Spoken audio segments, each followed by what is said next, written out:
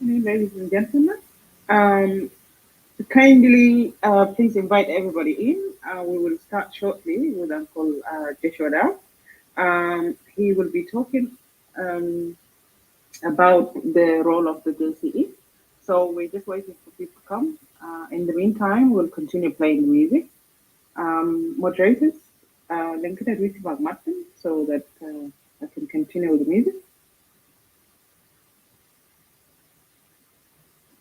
One or Cholit? No, I don't need to say anything. I think it's okay. Just play the music for now while the crowd gather. Okay. I agree.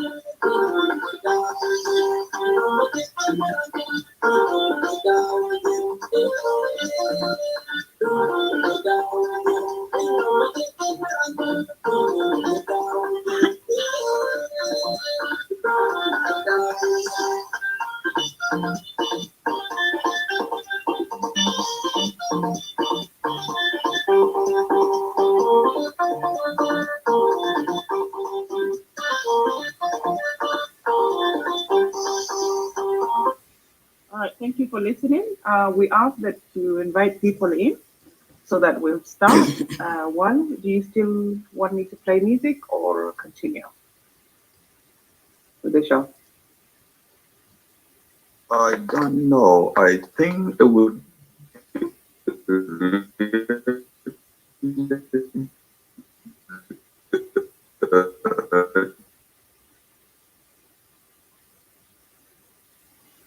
Your network was really bad, so I I know. couldn't hear what you said. Yes, yes. I was saying. Can you hear me now? Yeah. Yes, I was saying like let's give it 5 minutes while we bring people in because it's so important that we have a good number of people in this show here. Because this is about the role of the JCE and it be really for the benefit of the public to understand what JCE is up for. So let's give it 5 minutes while you play the music, and then those who are in contact with Uncle Joshua should prefer him to join us in the room. Okay. So I'll continue as we continue inviting people in. I'll start with the next music.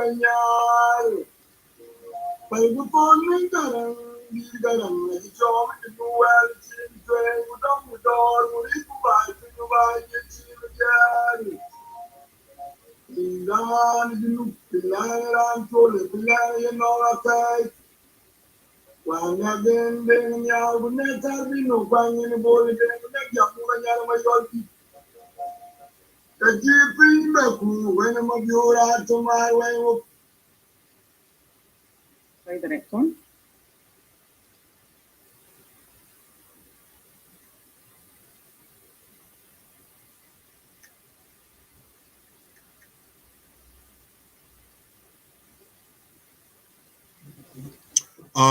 Good morning and good evening. Good night, everyone who are watching at South Sudan Eagle Media. So welcome to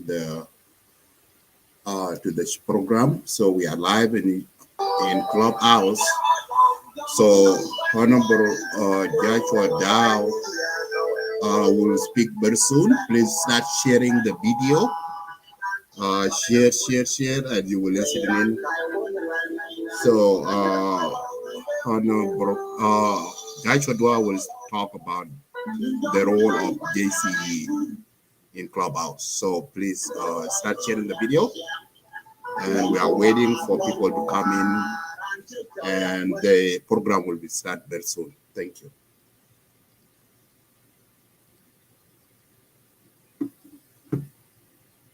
Start sharing.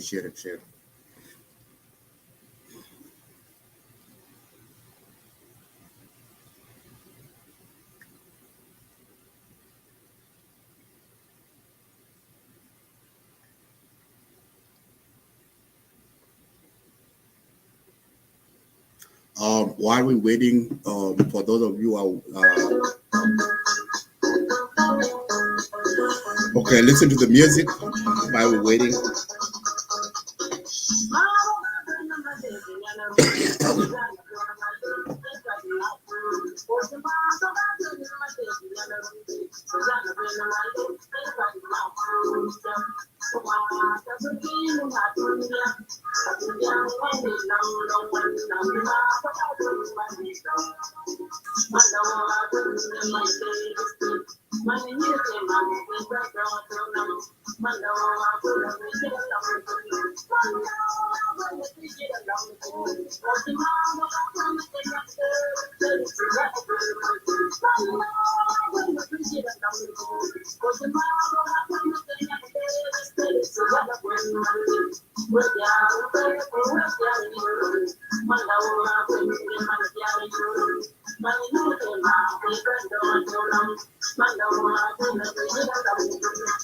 Good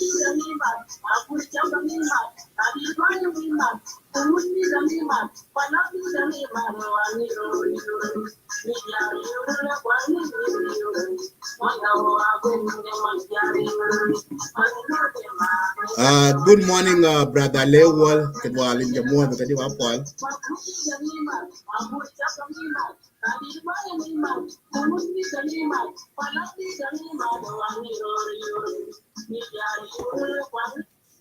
Okay, Brother One, we can start now. Kapija, don't make anything. Yes, I think it'll be a time to start now because I believe we have enough number of people, and I think we can start the presentation if Uncle is available. You can bring him on. Oh yes, I see him there. Uncle is already up on the stage with us. He can be here for over 20 minutes. Okay, that's very good. Uncle Joshua Dow.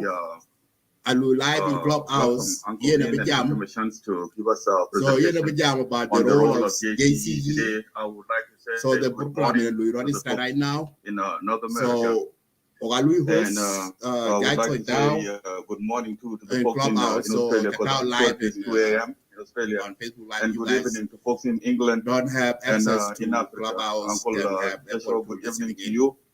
So program document. So in a topic today, very fair of me to let my co-moderators also introduce themselves to you, audience, and the panelists, due to the fact that in Clubhouse, in some cases we use fake names, not our real names. And simple example of that, you would see one of the moderators, her name is Deng, but she sounds like a female, so it would be good for me to give each and every one of them a moment to introduce themselves, and then we will move on with our show today. So I will start with Matt. Matt? Yes, good morning to everyone, moderators, our guest speaker, and the audience. My name is Malwalawak, Tweed State, Tweed County, and I would welcome Uncle Joshua, and I'm glad that he's here with us today. That's all about my name. Thank you. Thank you so much, Brother Matt. Deng? Yes, thank you for giving me an opportunity to talk. My name is Nyom Mayon. I live in England. Thank you. Now you see now, she's Nyandeng, really, not Deng. So when you refer to her as her, not he or she, or her or she, not he. She's a female, but she goes by Deng. Wilson? Hello, ladies and gentlemen. I believe it's obvious some people know me here, or most people know me here, but I will have to introduce myself to Uncle Joshua Dow again. I spoke with him a couple of weeks, about 3 weeks ago, but yeah, I hope he still remembers me. Uncle Joshua Ian Rantola Maduranyar Maduragok, and era nona yin quote to. Thank you so much, Brother Wilson. Yes, it is also important too, whenever we host a show like this, that we introduce ourselves, because there are new people. People are signing up in Clubhouse every day, and it would be very important that people would know who are hosting the show, and also to see like the appropriate way we can address one another, because in English there are some pronouns for male and female, and some of our names up here don't indicate that. That's why I always make it important that we introduce ourselves. I do not know who has the bio of our Uncle Joshua. If you have it, please activate your mic and read it out. Otherwise, we can move on with our show. Then? Yes, it's already in your inbox. Okay.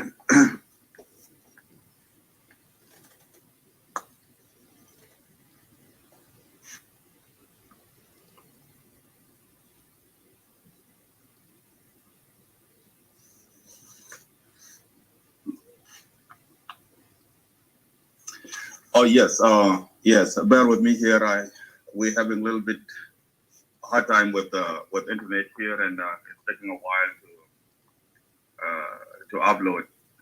This is just a brief biography of Uncle Joshua Dow, and in the first show we did with him, it was read out, and we are going to do it again for the benefit of those who have just signed up in the clubhouse, and for the benefit of those who are joining us for the first time here.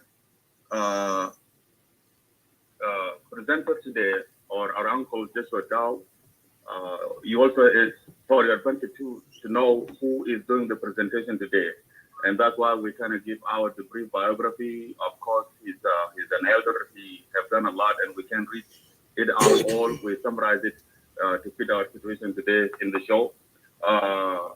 His name is Joshua Dow. Date of birth is 1942, and he's the Jieen from Lodge section of the Jieen. He comes from Jieen Nation. In my judgment, Jieen should be a nation actually. It shouldn't be called a tribe, because in Jieen there are so many different tribes within the Jieen itself. So if you have tribe within another tribe, then that makes that whole community become a nation. So he comes from a Lodge tribe of the Jieen Nation. Of course, he's a South Sudanese. In his background in education, he holds a master's degree in theology, so he's a theologian. That makes me feel very comfortable that all the presentation he has been doing, including the one he will be doing today, will be all nothing but truth alone, because those who study the Word of God tell the truth. In his work experience, he worked as a commissioner of youth and sport in Malakal in 1973. And he worked also as a member of the Assembly from 1974 to 1978. And he worked as a lecturer of theology in Mokano Theological College in Uganda from 1975 to 1976.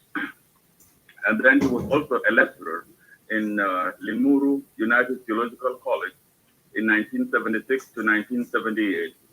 He also worked in the Ministry of Education as a director for religious affairs in 1978 to 2005. He also worked in the Ministry of Presidency, Khartoum, as the chairman for the Commission of the Rights of the Non-Muslims in the national capital, Khartoum, from 2006 to 2011. He was also a legislator, or in the Western world, we call them senators.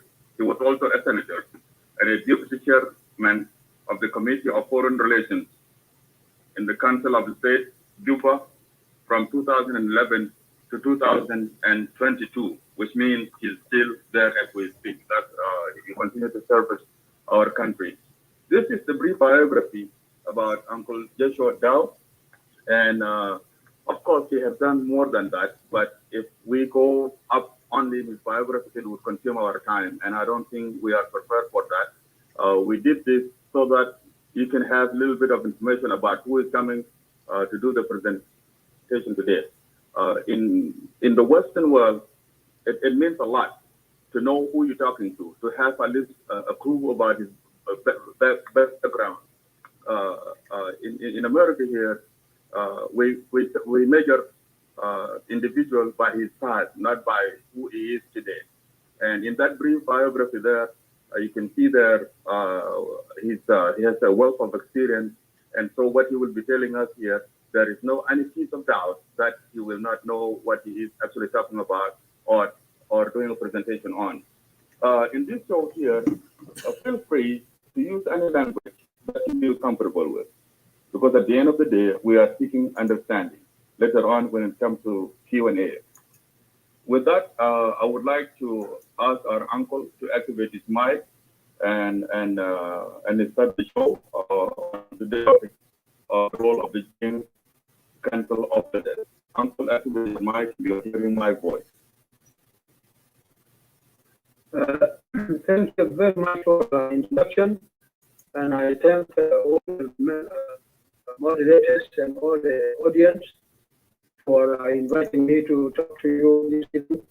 According to your time, it may be different from your time, as well as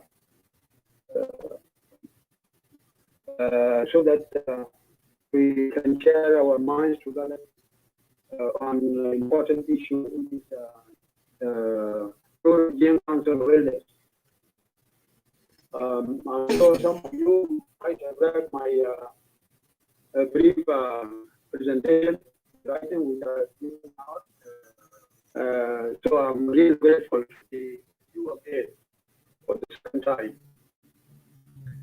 And to make it brief, I would like to read out the role of Jieen Council of Elders, JCE. We better say this has been a very useful time that I'm trying to explain the role that we have been playing.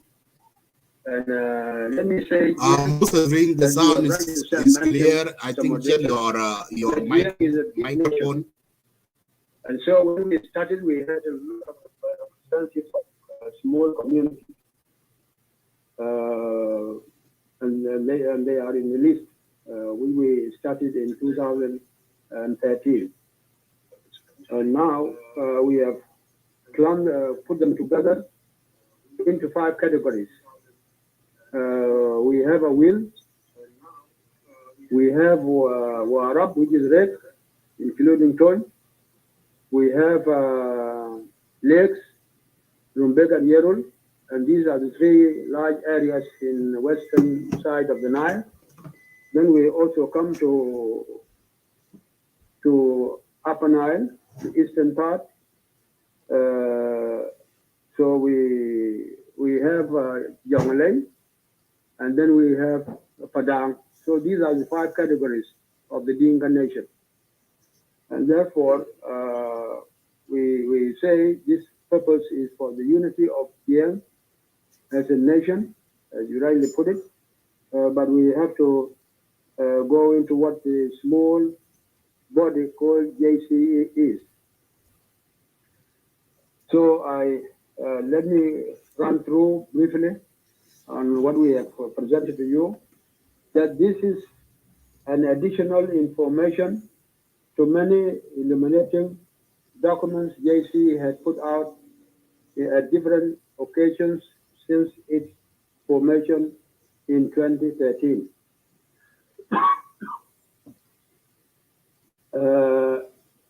Social structures or stratification is an obvious God's order of life, which without it, obligations and responsibilities cannot be adequately discharged and accomplished in human society.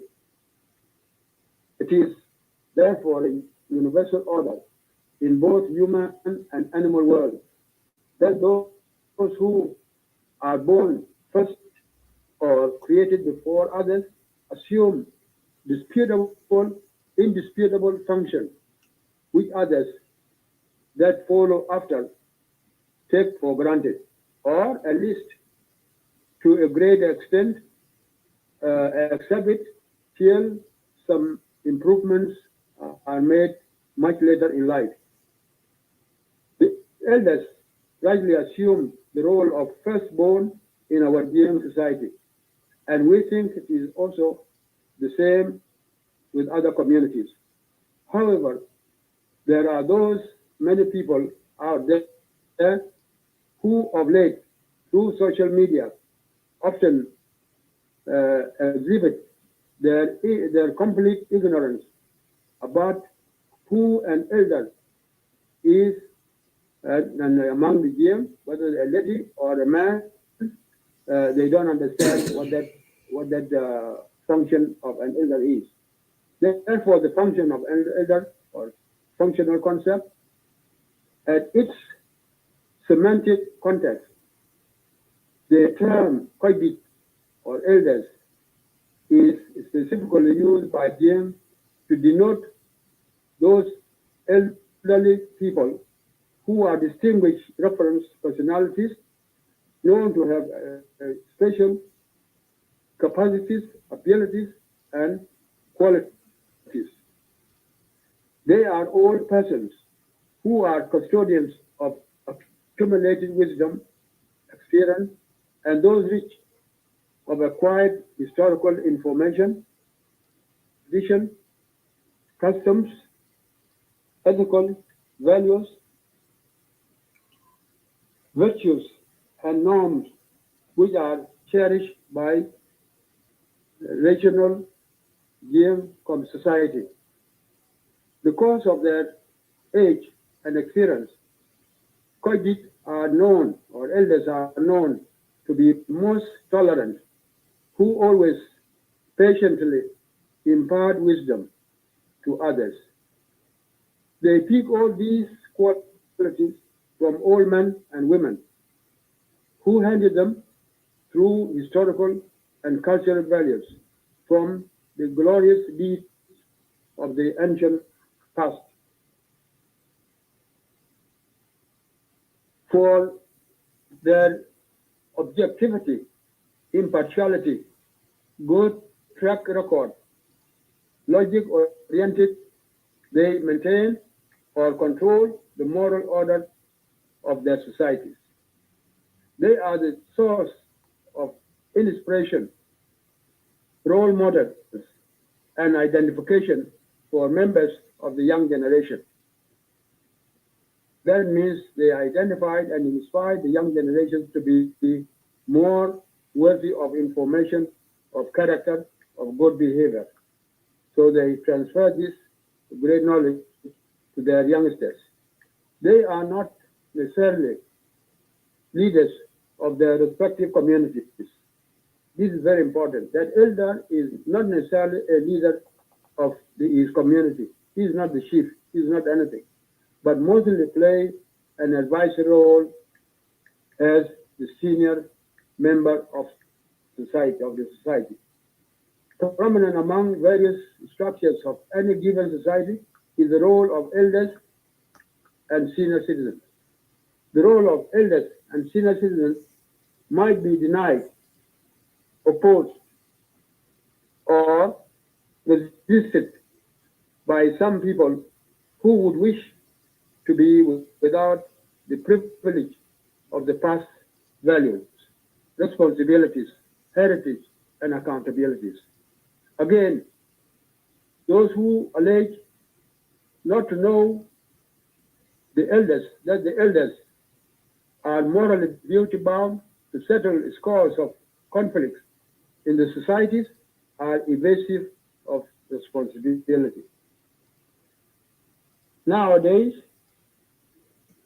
some people are born out of wedlock, adopted, or grow up in the streets or in slums.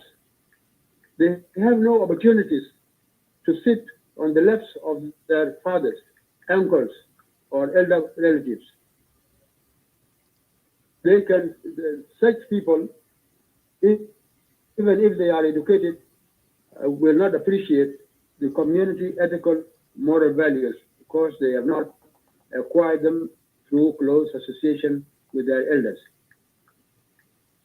Therefore, we think that these people must have some advantage of sitting with other elders whom they should associate and stay with them so that they acquire inspiration of these high qualities which come a long way from their historical background. As such, as I mentioned, the JCE has been interacting with other communities and has been intervening in the national crisis and conflicts. Therefore, JCE met in Juba in 2013 when young people were confronted and challenged by a situation that required timely decision and action. This body, like all other traditional institutions, is responsible for solving social, economic, political issues that face the community at the time. Therefore, JCE approached Nuer Council of Elders in Juba under General James was my, and in Nairobi, those who were behind the rebels They were led by late Gabriel Yuval and Michael Mario, Timothy Todd. And in both meetings, the two communities reached a consensus on the causes of the conflict as being wholly a political struggle for power and resources within the ruling party, the SPLM. Therefore, it had nothing to do with the two ethnic communities, Jieen and Nuer, or North. Similarly, JCE met with the Equatorian elders, first under the leadership of the three governors, Governor General Kalman Konga of Central Equatoria,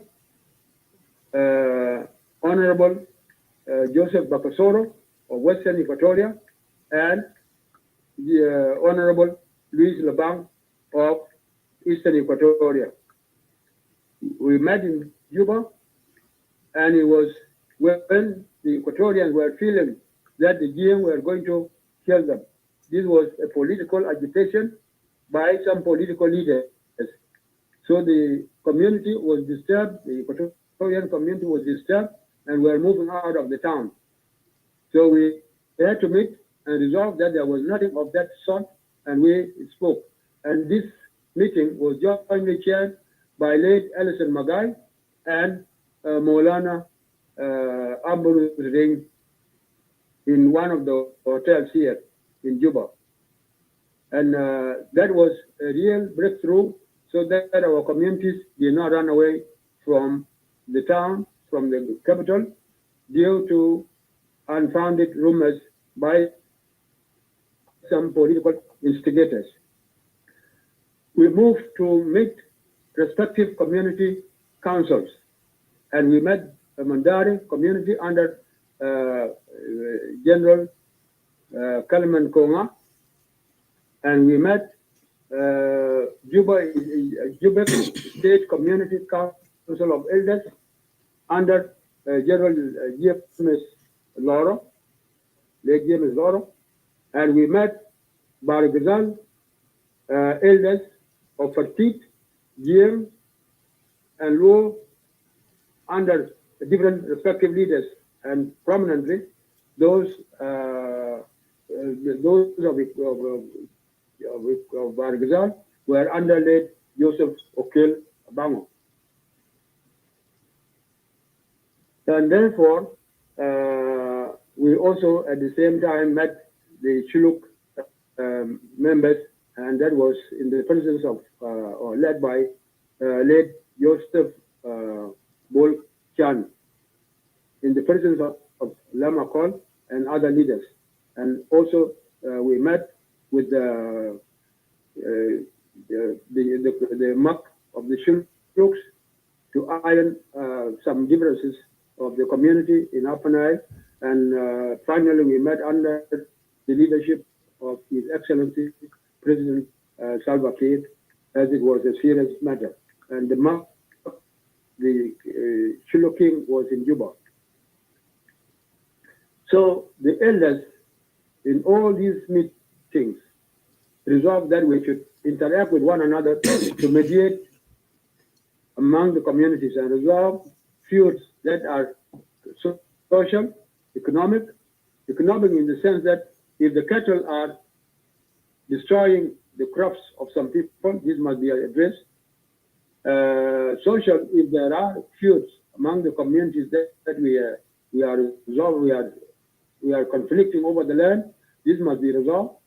If they are political, that is, there is a struggle in Juba, then that has to be resolved by the communities that are cohabiting together. JC is strongly propagated against any retaliation or vengeance among civilian population. And that resulted that Jieen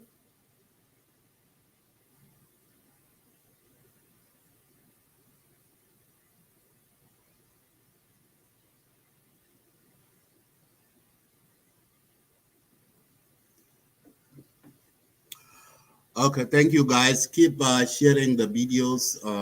We have a network. Matt, can you hear me?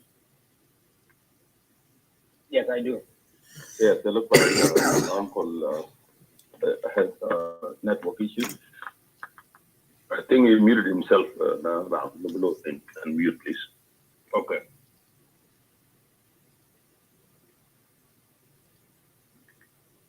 Yes, he's not following me. I'm the only one following him. If he's following you, please unmute his mic. I try so, but it's not for me. Uncle, Yes. Are you not hearing me? yes, Yeah, you're back now. A while ago, like about half a minute, you went on mute, so you can continue. You can go back a little bit, 2 seconds. That's fine.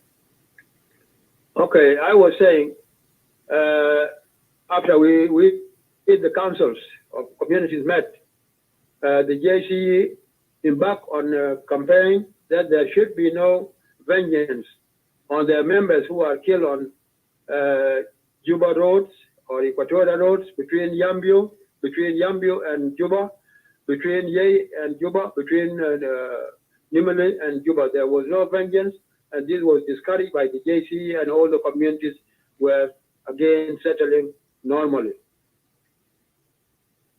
Jieen community all over the country have responded positively to the call of the JCE. Therefore, the country is now living harmoniously in the capital as well as in the suburbs of the areas. These efforts have maintained our usual cordial and peaceful coexistence among the communities, especially in big cities.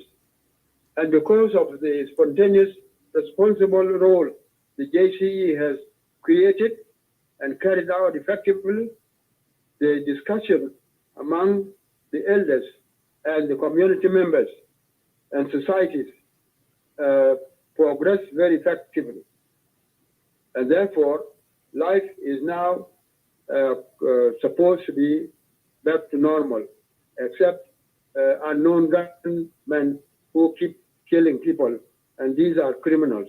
And we urge the government to track them down. Although the JCE is a civil society organization, yet it is an informed body, conscious of its obligation towards the nation. Hence, it was all the communities or all the people of South Sudan that fought hard for us to secure their liberation, the liberation of their land and country. And therefore, it is not easy for whosoever hell-bent to destroy this nation because of the unity of the people during the war. And JCE is and will always be against all enemies, local or foreign. They are deadly enemies of our country and our people. For many reasons, JCE, together with other community groups, stand to protect the will of the people who voted into the office, the government of the day. It is the same people of South Sudan that will change the government as our policy in JCE through democratic process as regulated by the Constitution, whether amended Constitution or a new Constitution to be made. People have to be civilized to follow what they have agreed to govern themselves.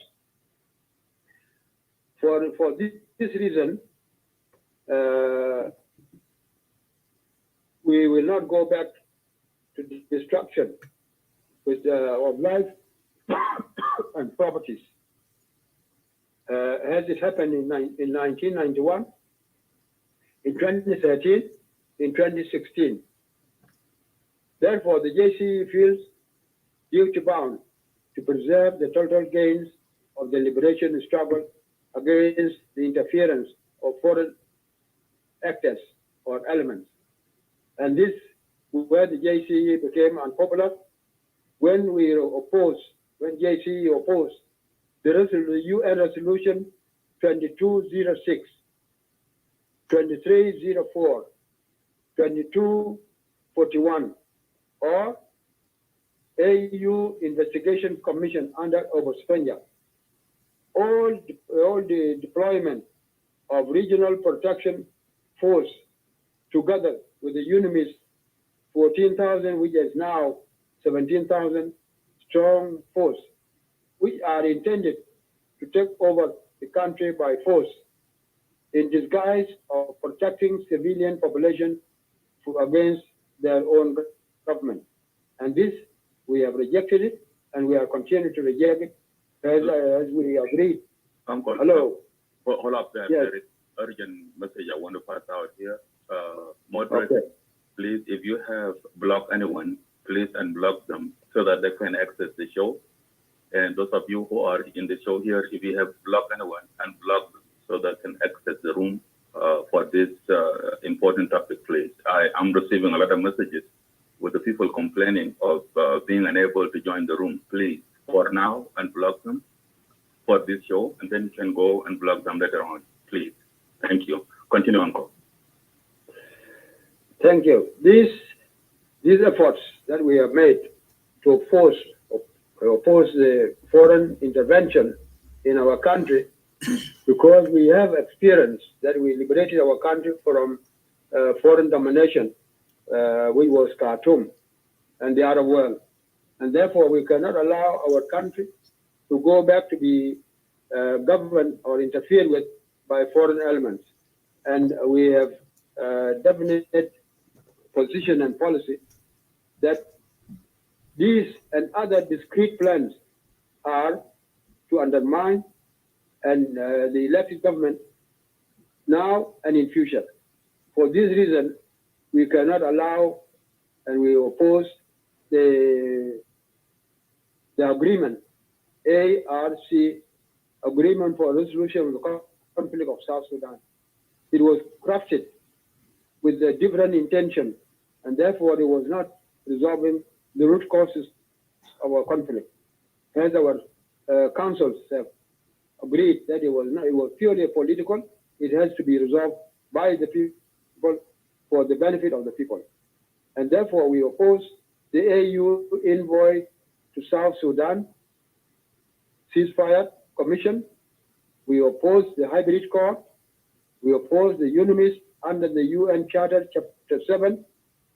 And because all these were being manned by foreigners, and were prepared to occupy the country to establish a new trusteeship for 15 or more years. This was propagated for by the panel of experts, and they wrote about it, and all of you must have read about it by a lady called Kate. As stated earlier, JCE and all other community councils of elders are set to mediate in the political conflict of our leaders in our country. So this is a position that the JCE has propagated, and all the councils are now together, ready to discharge their responsibilities of intervening to resolve the social, economic, and political feuds in the country. This is a brief position of the JCE I would want you to hear. If there are more questions, as a moderator, I would be ready to answer some. Thank you. Yes, thank you so much, Uncle Joshua, for the brief presentation of the JCE's role in the conflict of our country. Yes, definitely, there are some people here who I would really like to give them opportunities to ask the question, because JCE has been misunderstood. Again, on behalf of the moderation team, thank you so much for making yourself available for us here. Those of us who had believed in what you folks have been doing had come under fire from those who oppose you, and you are present today made it very easy for us to let those who have been doubting you hear the word from folks like you and Uncle Aldo as well. With that said, I would like to ask my sister Nyandeng, known as Deng, in the moderation here, to give us what is up in the list. Nyandeng, you're hearing me, please check the Yeah, video. I'm here. The next on the list is Q&A. But before that, I would like to make everybody understand that our club rule this evening will be you stick to the presentation and ask the question according to the subject. Secondly, for those who will be agitated later, we ask that if you're not happy, you leave the room quietly. A third one would be our sister T to try and add more if there's any house rules that you want to add, and then move on to the next.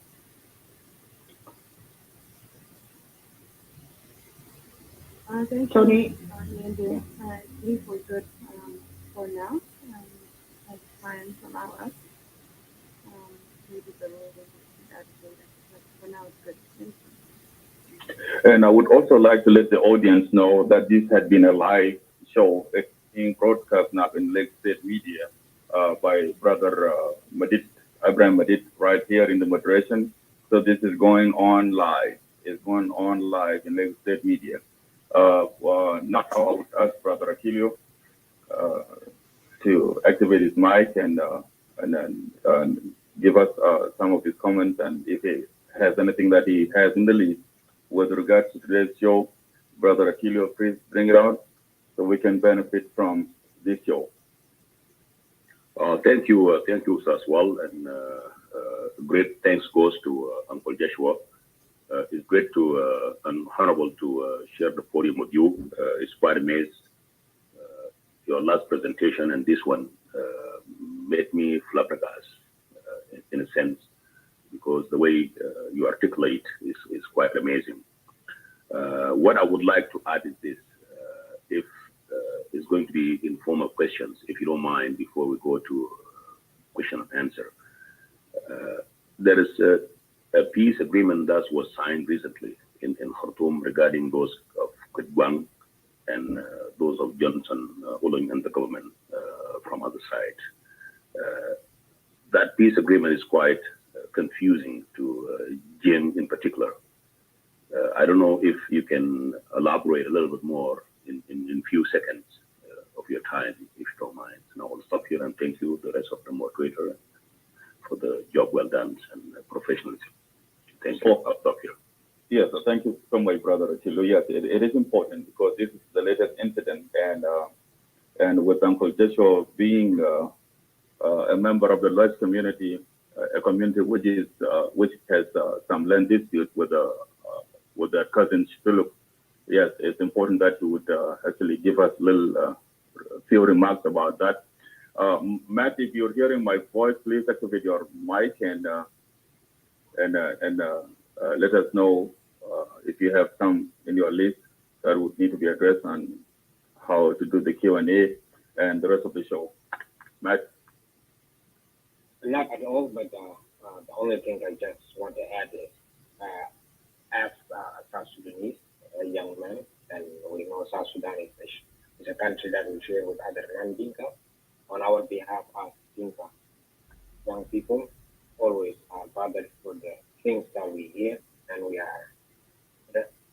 were raised in the truth speaking, and that's why today we want to let everyone know what is the role of JCE and how far they are connected with the policy of government. And instead of asking dispute argument, it's always good to hear from the owner. Yes, thank you so much, Brother Matt. Young Council of Elders. Many have been labeling a lot of allegations about the role of JCE.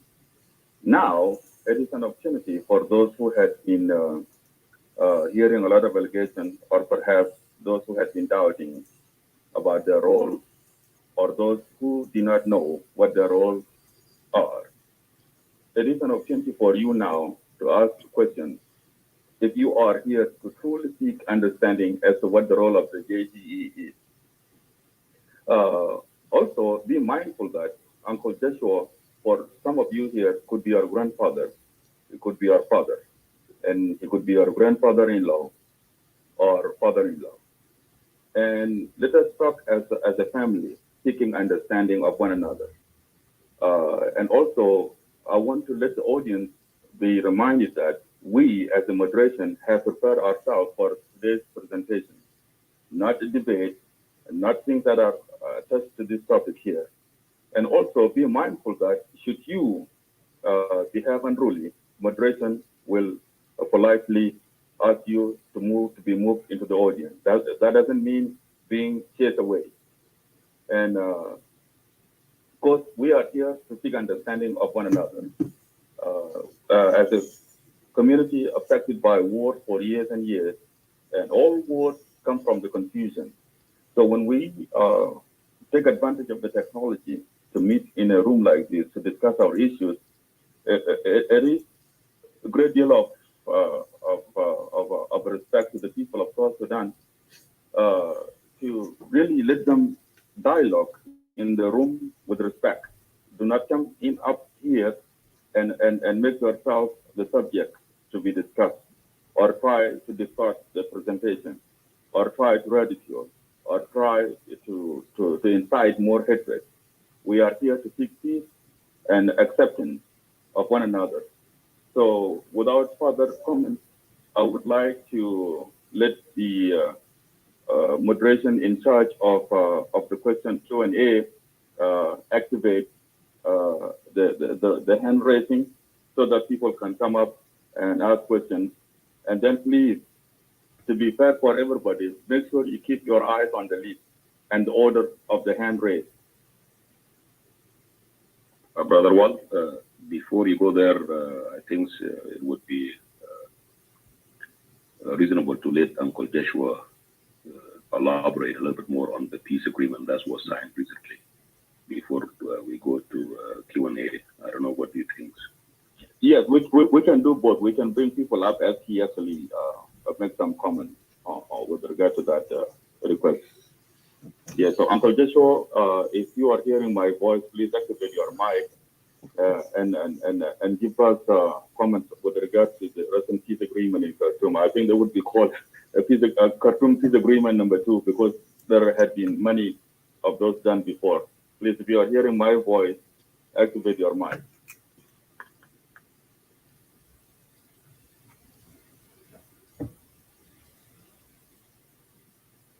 Okay. I think we've lost him. He should be back shortly. Our team on the ground, can you kindly contact Uncle Joshua so that he comes back? In the meantime, we ask that you raise your hand and we'll see how to bring you guys up. Also, through back channels, send your messages to Wilson, T, Achilo, or Wal, or Matt. Thank you very much. Yes, and with that there, Madit, Wilson, please, if you have any way you want people to send you some questions in the back channel, please activate your mic and explain to the audience. Yeah, one of the things that I want to let you guys know that there's a lot of people who are watching in Facebook Live and YouTube. And some people will be having. If I have Madit, you can just allow Uncle Joshua back now, if you don't mind. Yeah. Thank you. Okay, are you hearing me? Yes, we hear you. Okay, thank you very much. This is a surprising good question. I just came back from Nairobi on Wednesday evening after this agreement has been made, and my full day was on Thursday and Friday. The few people I met, we have not met formally as JCE to evaluate, but there are groups that have met, those who are concerned, particularly the reference that has been made to Padang and the agreement. I would like to tell you that JCE is keen to follow the steps of the government so that we are not accused to be obstructing the government and we are not accused of directing the government as it has been the misconception. So we were here today and yesterday, few of our members, to see how we can approach it. So we have not formally met to formulate an official position of the JCE. But let me give you some remarks. It is confusing, very much confusing, that the government and the Kitgwang group went and met. When the Kitgwang has defected from the General IO under Riek Machar. So if the government went to bring them on board, the best thing would have been to convince Dr. Riek Machar and his group, and since they are in the government, and they would have gone to meet with the group that is holding out. And this is in the light of their own approach to a holistic approach, holistic solution to the problems. But when you do it piecemeal, you bring in Riek Machar. The first body that was brought in from IO was the faction of Taban. And up to now, the faction of Taban, in spite of Riek Machar and his group coming in, they have not reunited. You are bringing in, as a government, the faction of Oloin, as a Golek alone, and bring in the faction of Garwik Dual alone, and they are not going to, you accommodate them, and they are not going to cooperate. Just as the current members who have signed the agreement of 2018, they are in Juba, but they are not cooperating. That's why we have 5 vice presidents plus the president. So we have to speak clearly. We have 6 governments in one country, and that is a disadvantage to the people of South Sudan. They are not cooperating. Each has a cluster where the vice president is unilaterally responsible. And you know what happened with the Ministry of Health when the vice president instructed the undersecretary without going through the minister, because the minister comes from a different group. That created a lot of confusion and a lot of wrangling. So without clearing the dust, and you bring people on board to come and fight within, is not going to bring peace to the people of South Sudan. So we think that there is still a lot of work to be done. Either we follow the holistic approach of Rome, peacemakers, or the government devises a mechanism by which all have to agree on how to govern the country unitedly as one system, but not competitors within one government. So the approach done in Khartoum, as JC still has a lot of reservation because it was also signed, William signed a different agreement, and Garwidwal and Nolon signed a different agreement. How they are going to be operational on the ground within Juba, how they will be accommodated within the government is another arrangement to be made. Whether it is not going to be a violation of the first agreement, and if it is the president making the agreement or the SPLM in the government making the agreement, bringing some people to its side, then you are provoking the other group. So we are still carefully watching, and we'll analyze the situation, and in the near future we will let you know what the proper analysis of the JC is. And we don't want to oppose the government in what it is doing, but we are skeptical about how it will resolve the issues or how they will cooperate from within. Whether the breakaway group of Riek will cooperate with the group of Garwitual, or the group of Lam will cooperate with the Awalek of Oloin. This is unfortunately something not yet cleared and not yet resolved. As to Padang, I was to receive a report this evening, but I put it off because of this function that we are now going through. Padang met and went to meet General Kolkur, who signed the Agulek Peace Agreement. And the Agulek Peace Agreement says the forces of Oloy will be accommodated in south of Malakal, and that's where the Padang community is residing now. And Padang community came to that to south of Malakal, between Malakal and Dolet Hill, not because they wanted it, but they were chased away from Korflus and Atar by both Oloy and the IO of Riek.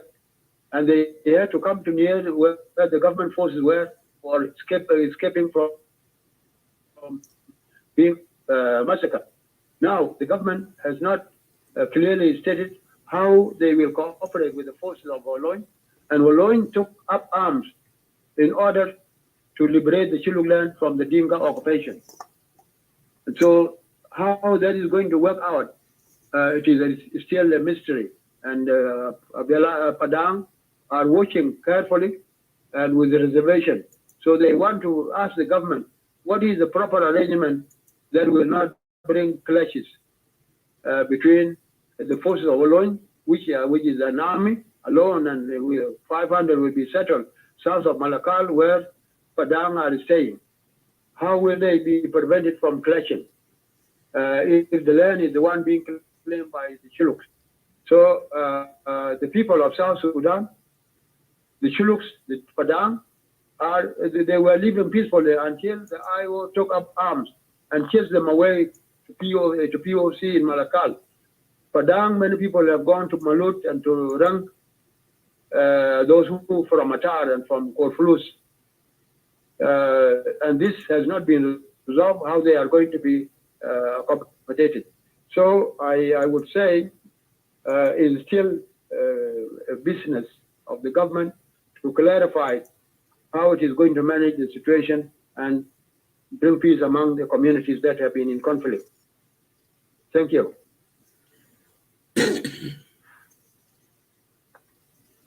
Thank you, Uncle Joshua, with those remarks with regard to the rest in peace. Yes, having met you, I read it and I saw a lot of red flags in that peace agreement.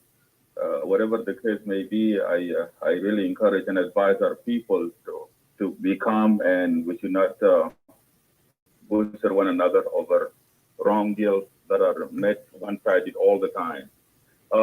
Now I will turn the mic back to Sister Nyandeng to invite people up.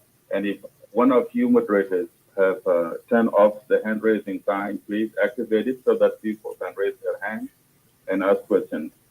Brother Wilson, if you are hearing my voice, please activate your mic so that you can explain to the audience here how and how many questions they should send to you in the back channel. Wilson?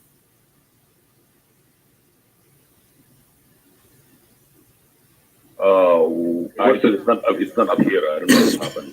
You can invite him.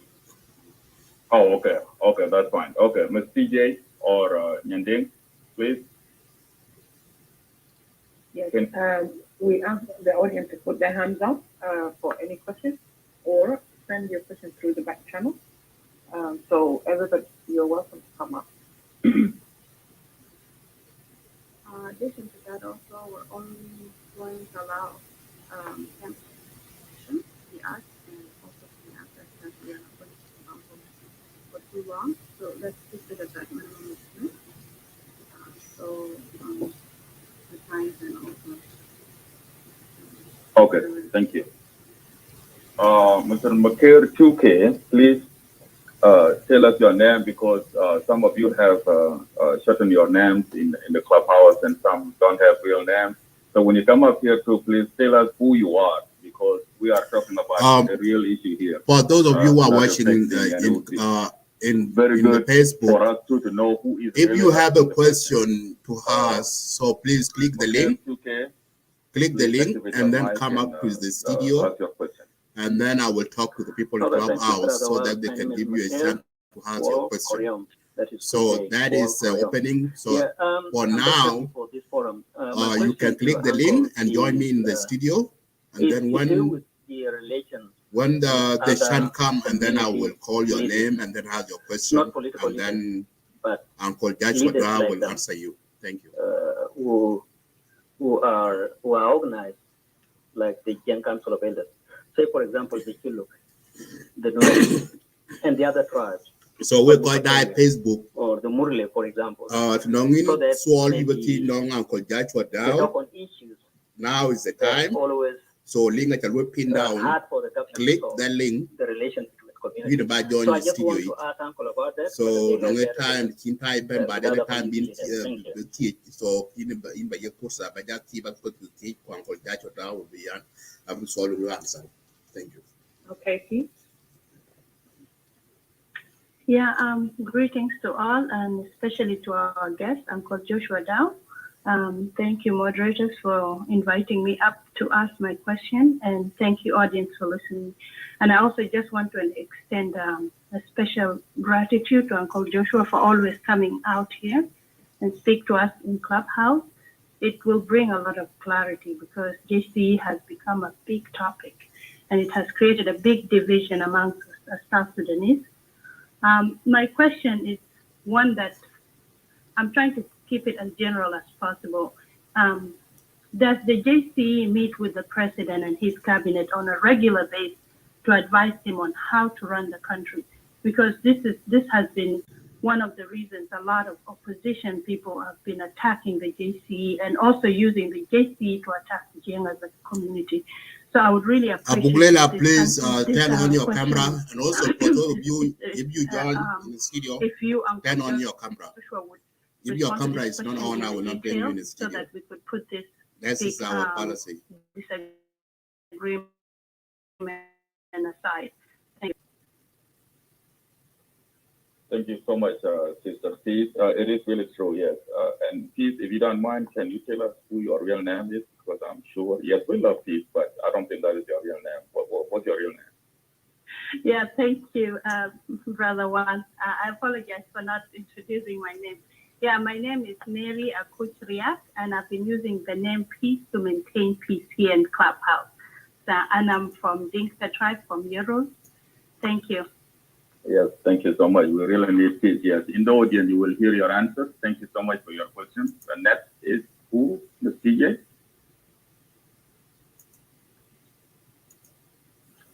TJ, who's next? Let Uncle actually answer those two questions for now, and then we'll allow Abuglela, can you turn on your camera? Abdul to ask the question later. But let him answer two questions at a time. Thank you. Uncle, you can activate your mic now. Yeah, thank you very much, moderator, and I thank the two great people that have asked these questions, Mr. Maker, Walkoyom, or Maker 2K. The relations of community leaders, is it harmonious? Is it hostile? Is it friendly or whatever? Yes, we have very good harmonious relations with the other communities or good understanding. We do meet from time to time with each other. But to be honest, our meetings have been frustrated by political clouds, the differences of political groups have affected our relationship as communities, community councils. So our last meeting with the Equatorial Council of Elders was under late Reverend Kelemen Janda, who did not follow the way the other leaders were, like Solomon Konga, Luis Lobang, how they, and Angelo Beda, how they led their communities. So late Kalaman said they are Equatoria Council of Elders, and we are GM, and therefore they don't see why they should meet the GM as an ethnic community when they are a number of different communities having come up with one council in spite of their different councils of different communities. So that became a debate that if they were overlooking the role that we were playing to bring peace about among the communities, this has to be resolved by them. And so we could not proceed from there. But we went ahead with the meetings under the civil affairs of the UN. We met with the community, the 5 communities of Juba State or Juba County, or Juba County Council, with 5 communities to resolve the question of the cattle, which they didn't like, that the cattle of Moanyang are around, and there is invasion of Equatoria. This we discussed it, and it was resolved, and the president was trying to say, let cattle go back. And the cattle owners say, where do we go? If we go back to the flooded areas, our cattle, which are wealth of the nation, are going to die, and we are going to also die, because we cannot depart with our wealth, and that is our survival. So there has been quite a problem. The government could not maintain peace, and that's why you hear every now and then the Murales with the Nuers fighting, the Murales with the Dinka, Boer, as well as other Dinkas of other areas in Upper Nile, even in between here and Mundari. So the government is unable to keep peace. And as communities, we are social, we're civil society, and we cannot make peace. We can make peace among communities. So the community leaders have been meeting, but they are having difficulties in letting the government be the one that is supposed to keep the peace through law and order.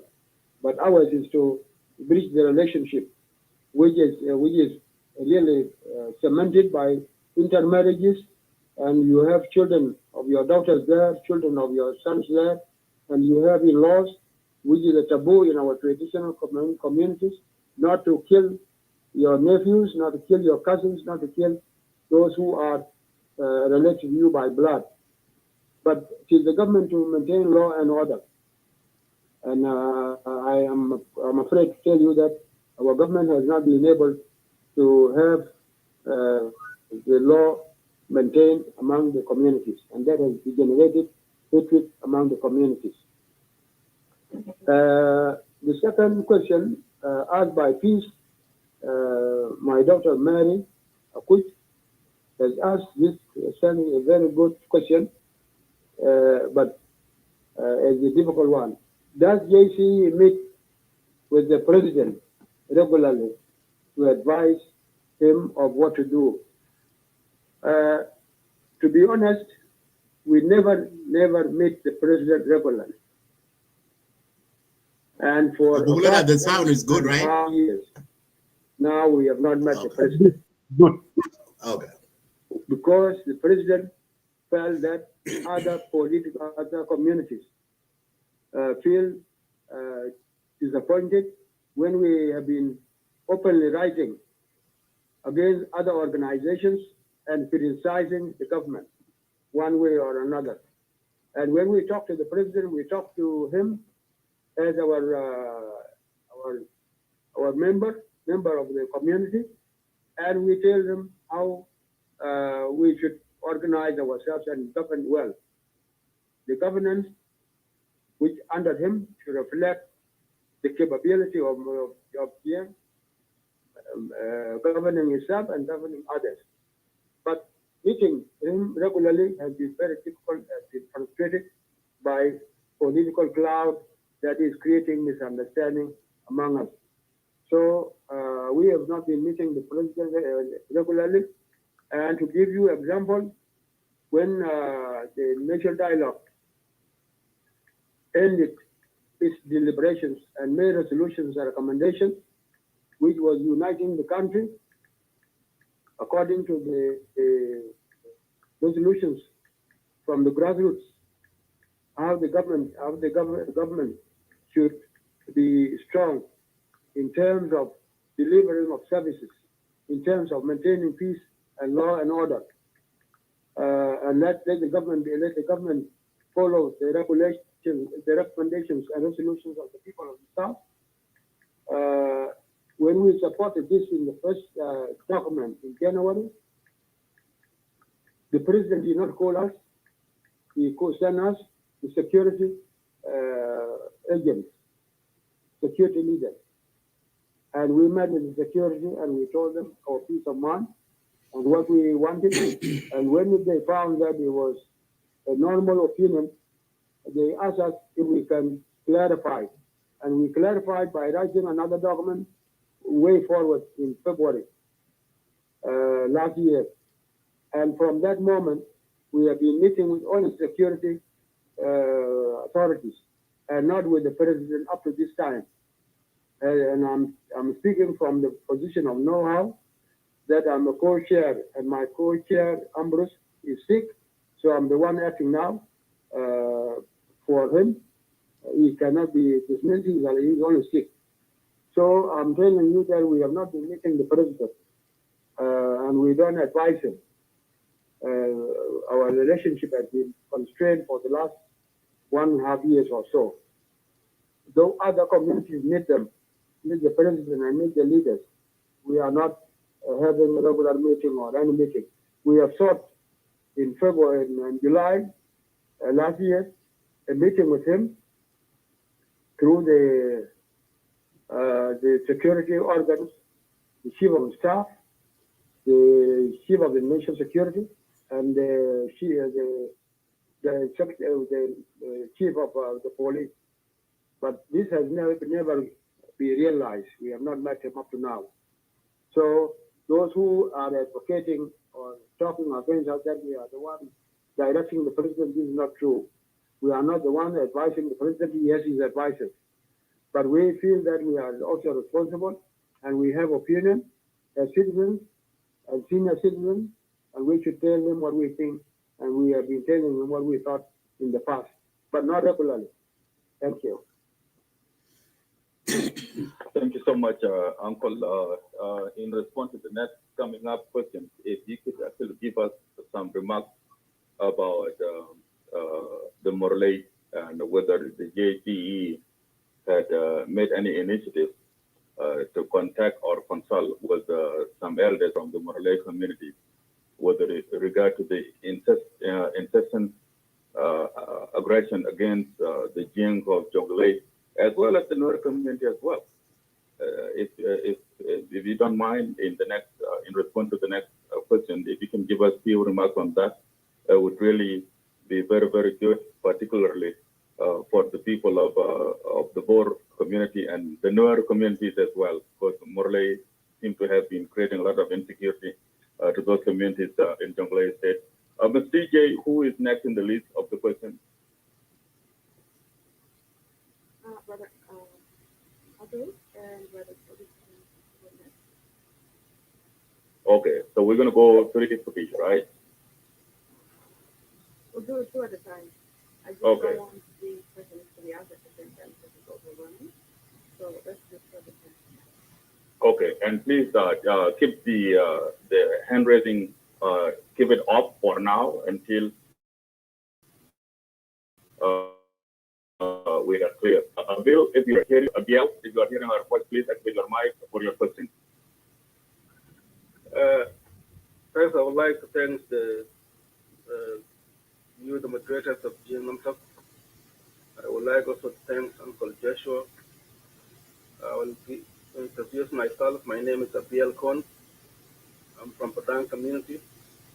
I'm also the chairman of the Dan community in Canada. Thank you for coming to Clubhouse. My question to Uncle Joshua in regard to the Greater Padang community. Greater Padang community in Upper Nile has been accused and labeled as the people that are actually grabbing shallow land. I want Uncle Joshua to elaborate on the borders between these two communities. Both the misinformation that is floating in social media that we have grabbed the shallow land. It's been causing a lot of chaos connected to the issue of the Jieen in greater Equatorial region. And also in the report that was given to TBC, Technical Boarding Commission, the Shillooks are claiming the ownership of along the Nile from Rang all the way to Greater PG. Can you elaborate what is the borders of these two communities? Thank you very much.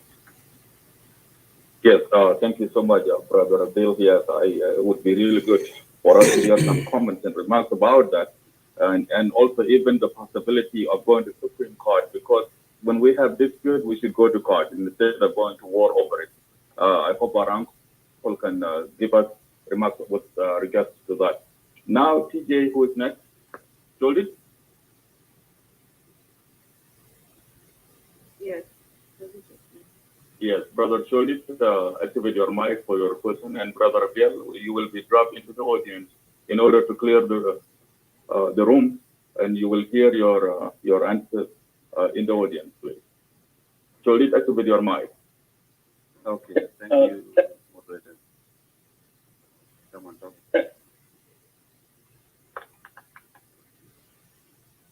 No, go ahead, brother. Okay, I think. Thank you. Oh, Chor is trying to talk. Chor is me, not you. It's Jolly, not Chordy. They say Jolly. So thank you, moderators, for the time. My question would be direct.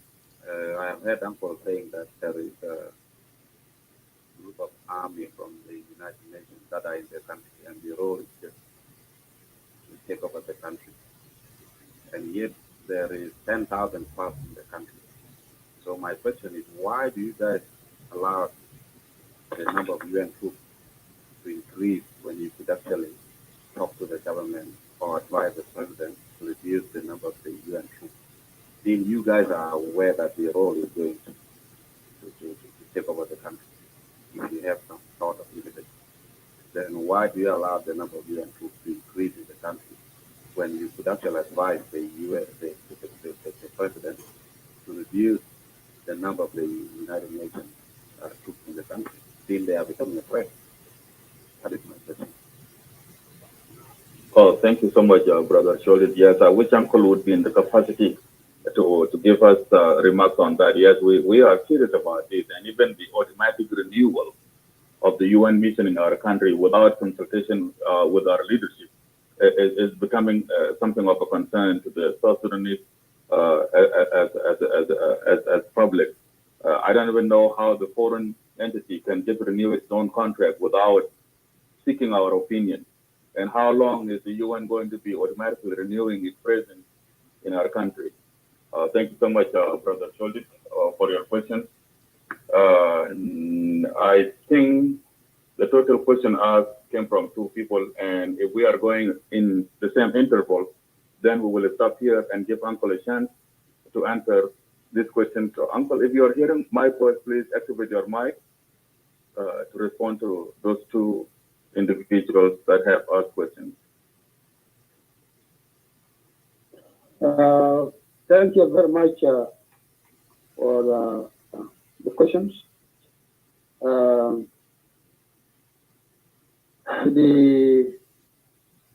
The question about the modular continuous fighting the neighboring communities. When and whether the JC has been meeting or making an effort to meet the elders of Modular community.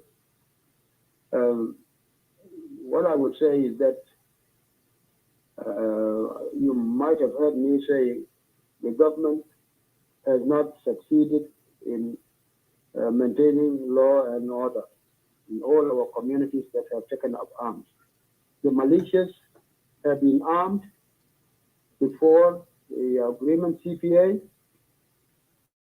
and since the government and the country became independent, there's never been a disarmament of the militias, whether they were armed by the Sudan government at the time or they acquired armament during the independent country. Our government has never succeeded in taking up arms away from the communities. If you remember, Murles, the Murle community had its own militia under late Ismail Konyi, and it was taken over by David Yao. And Yao has been making agreements with the government and coming to Juba, and there has never been a disarmament of the militia of Yao or militia of Ismail Konyi or militia that was armed by the government of Khartoum at the time. So the Murles have been without effective rule of law like any other community, like that of Lao Nuer, like that of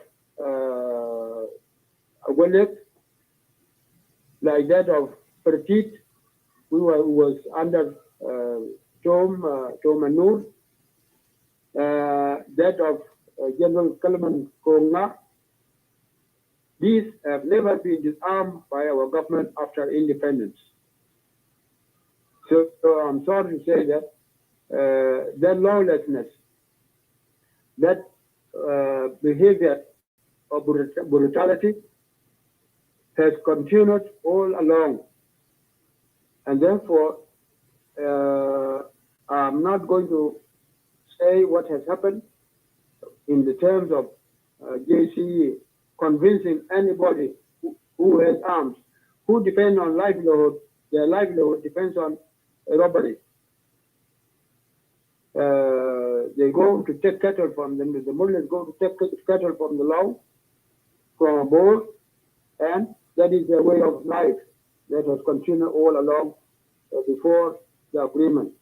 So for us with the Muslim elders, we have never attempted, because none of them have come under the government to be under rule. Ismail Konyi was with us in the Council of State until he died. There are also other members who are with us in the Council of State, but they have no leverage over their own people, and they cannot convince their own people to put down their guns. So the civilians have become more powerful even than the national army. It is unfortunate, but that is the reality of the day. Therefore, the Murles have continued to fight with the Nuers, to fight with the Dinka Boer, and even to near Juba with the Mandari. They come at the suburb of the country. The same with the Mandari. You have been hearing them. They are around Juba, the suburb of Juba, and this has increased when General Thomas Cirillo did not agree to come to put down his guns to join the Rome Declaration. So he's at the suburb of Juba, and he's armed, and no one is able to disarm him or to persuade him to negotiate. So the power of the gun is the means of survival for the people who cannot be reached, and that is the unfortunate situation, and that's my understanding of the situation with the Murles, that it has become lawless community, and the borders are open. They can go anywhere, and anybody can sell them arms in exchange of gold in Jebel Boma, whether it is whatever resources that are useful to be taken the situation is becoming like that of Congo, which cannot be controlled. The sub-question by Abiel as to the boundaries of the Chola and the Jieen of Padang is unfortunate that we have not agreed and we have not sat down with the as communities, as two communities. We wanted to sit down. You are informed. Buglela, get ready with your question. You will be the next after this question. Was the district of the Chuluks, and the Chuluks were comprising of Tonga, Kodok, and Manyo across the western side of the river. And those who were, which I call migrants came to Malakal because Malakal was the government, colonial government headquarters. And they recruited laborers and workers. And you, the Padang people, self-conceited, you were far away and you didn't want to work as nurses. You didn't want to work as cooks in the schools. You didn't want to work as sweepers. You kept away, and the Chuluks wanted to work, and therefore they came to Malakal. They came to Opel school. They came to Dolavian to work with the missionaries hospital, and they were the one that enjoyed the fruits of modern labor work. So when they crossed, no one of the Padang people challenged them, but they were paying their taxes to their king in Kodok or Pashuda. But when we came to towns, we joined them in the schools, in the mission schools, and we joined them when we became enlightened, we joined them in the working places like Malakal, and no one bothered to chase them away. Now they have taken ownership, and we also accepted them, got into intermarriages with them, and no one would say, go away, because they are our people. Unfortunately, the politicians, the Chiluk politicians took advantage of the situation. And fortunately, I'm one of the witnesses during the time of Abel Alier, that is from 73 up to 81. That's where we made a lot of political mess and incited our people to fight over the land.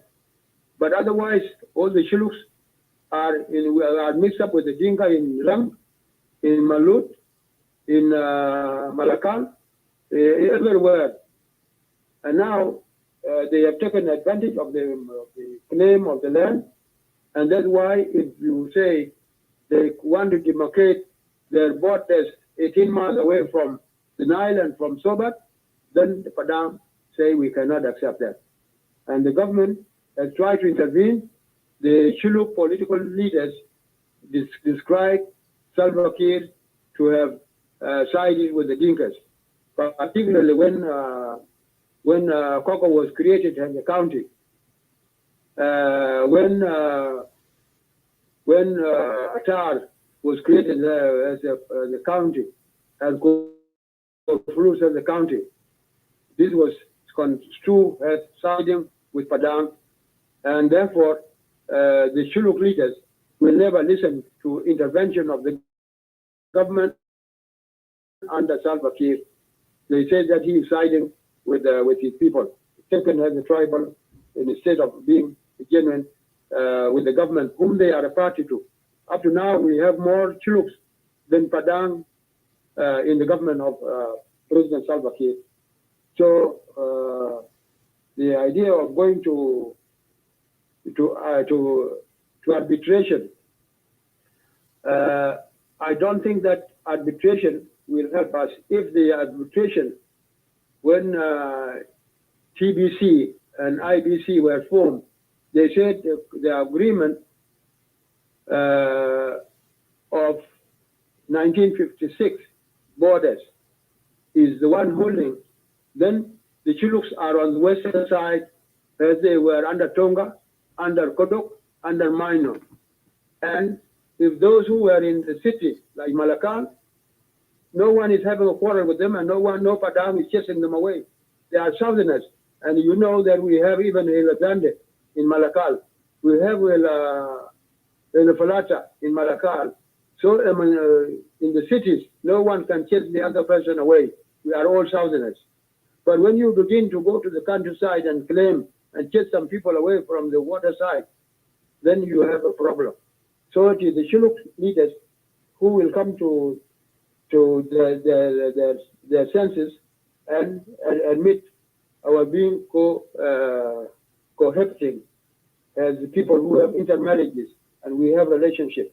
But when they use the arms, as they are now doing, and if it was not Khartoum arming Olon, as he is now in to come.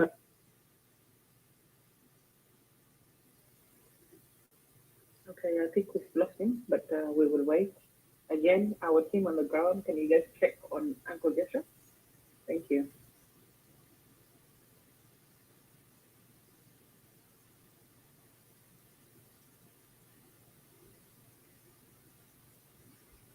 Brother Wall, are you there?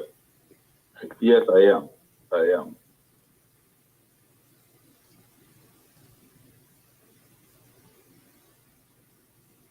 Jolly, if you can help us out, reconnect our uncle back to the clubhouse, we really appreciate it.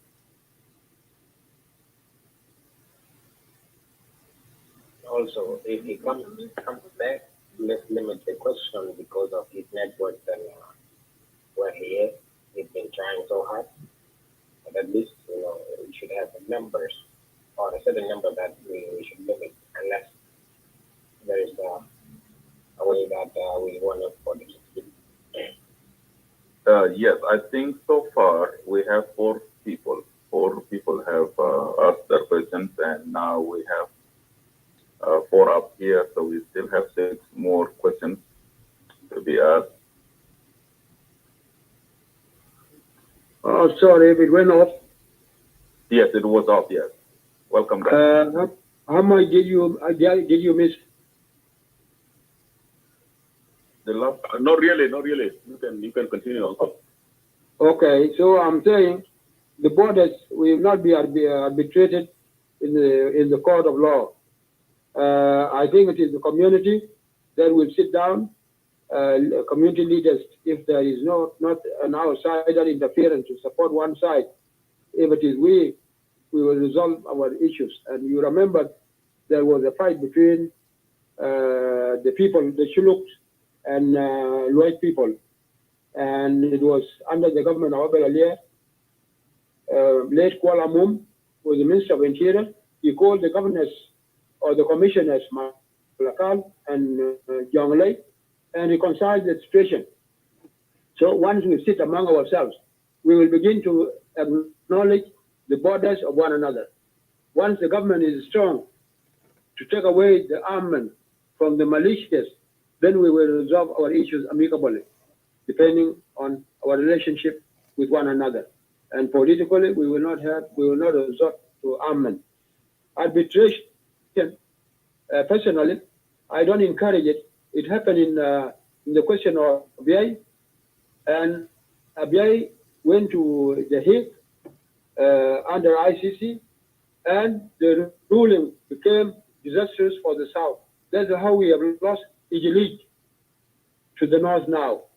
That's where we have lost Wunkoin to the north, and some oil sites in Bentiu, we have lost them to the north because of wrong arbitration. And therefore, if the communities sit among themselves and call our chiefs from Equatoria, from Baragzal, to come and mediate, then this will be a solution. You have an example, Wunlik, when the Nuers were fighting and the people were still in the bush, it was resolved between the Nuers and the Dinkas, and the same with other communities. Therefore, I believe in the communities' ability to resolve their issues under their own government. This is what I would say about the borders between us and the Shilluk. There's no deadly enmity, except that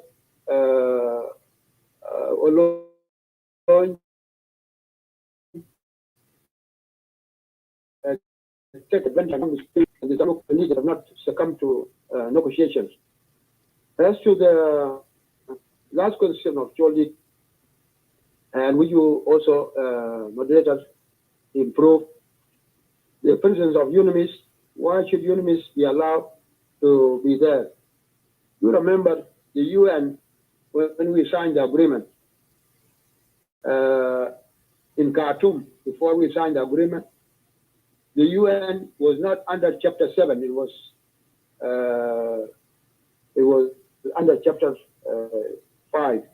So Chapter 7 was wrongly signed by inexperienced leadership in the South. Bangalore, when he was the Minister of Foreign Affairs, went and signed for UNIMIS to be put under Chapter 7 in the South. That gave them absolute power to bring any force, any biggest force, well armed, more than our own army, because they were put under Chapter 7 to come and be powerful than us. As a result, they became powerful to automatically renew their mandate, their stay in the country. And this is why we have been opposed to them under the chapters, under the decree UN, which I quoted them before, and brought in the panel of experts. We created hybrid court and established the commission of Obasanjo, which is incriminating everybody and our leaders to be taken to a hybrid court. We will be based in Addis Ababa, headed by foreigners. Slightly called hybrid court because they will put in some southern judges. But otherwise, it is a powerful court which does not recognize our courts. So that agreement of the UNIMIS being under Chapter 7, and that what made this panel of experts to recommend South should be put under trusteeship, like Kosovo, like other countries that have been under UNIMIS, UN custodian. And that will go to 15 to more than 20 years, exploiting the resources like oil to be put under a screw account to take care of the foreign forces that are guarding the country, while the foreign experts, they exploit the resources of the country.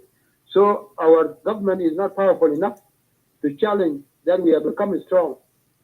And we don't know who is instigating these militias to continue fighting instead of for us to recognize our independence and work for improvement of our governance and our administration and deliver services. So we are in trouble, and you never know how long it will be.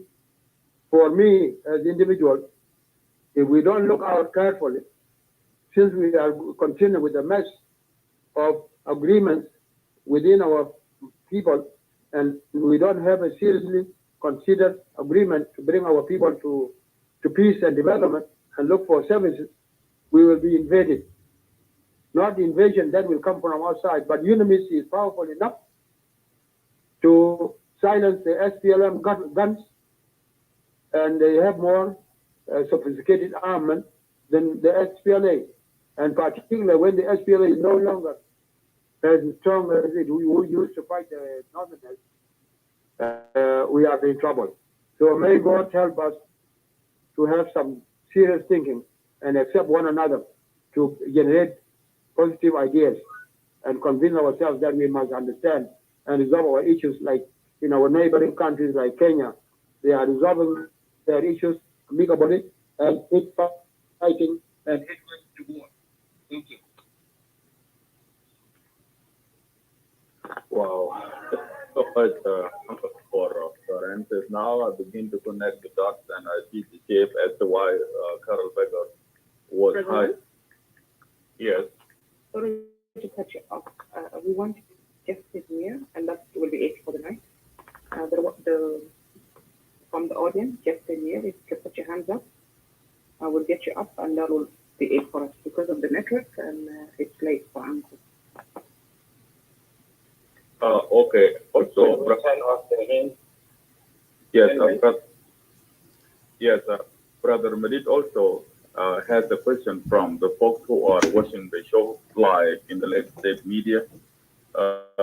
Medit, if you don't mind, I don't know how that individual can ask the question here if there are some kind of audio connection that he can do or a text that he has sent to you. Please ask that question or let him be connected to the audio so he can ask the question. And TJ, you can go with your list now. Yeah, thank you, Brother Well. Yeah, so it's connected with audio in studio in the Lake State media. Bulela, you can, it's your chance right now to ask your question. You can go ahead. All right, thank you, Medit. I hope my voice is clear. Yes, your voice is clear. Yeah. All right, thank you, Medit, because I'm seeing you. And I also like to thank the moderators in Clubhouse here, Tilio here, Wall, and also here, Nyanteng. My name is Clement Laila. I'm from Equatoria, particularly from Fujulu tribe. I've got one question to Uncle Joshua Dow. And before that, I just want to thank him for coming tonight and talk to us in regard to the issues that are really pertaining our country. So my question is, I hear you, Joshua Dow, Mute yourself. saying, Can you mute yourself? What did that? Well, mute yourself. Okay. Go on. Go ahead, Bulela. okay, all right. I hear Joshua Dow saying Jieen is a nation. And because I know to be called nation, you should have a language and you have a land. Now my question is, we have a tribe, a group in Central Equatoria, tribes like Fujulu, Kakwa, Bari, Mundari, Kuku, Nyangbara, Lokoya. These tribes, they speak one language, which is Bari language. Will Joshua Dow call this group also a nation? And if the answer is yes, then how many nations shall we have within the nation of South Sudan? That is my question to him. Thank you. Thank you, Bulela. The mic is back to you. Well, thank you. Yes, thank you, Brother Medita. And also, he has continued to monitor the Lake State media there. Should there be anyone else interested to ask the question, let us know. Ms. TJ, back to you with your list. Brother Wall, before you continue, if someone has a question, you want to drop them from the podium so we can clear the room in respect to Brother Clemens from the Facebook through the Lake State Media link. That question actually referred to Uncle Aldo when Uncle Aldo was here, Uncle Joshua. He said Dinka shouldn't be referred to as a tribe, but as a nation. Dinka is equivalent to Zulu and Bantu, and so in Africa there are about 13 nations. Dinka should be one of them. He said that very proudly, and that's.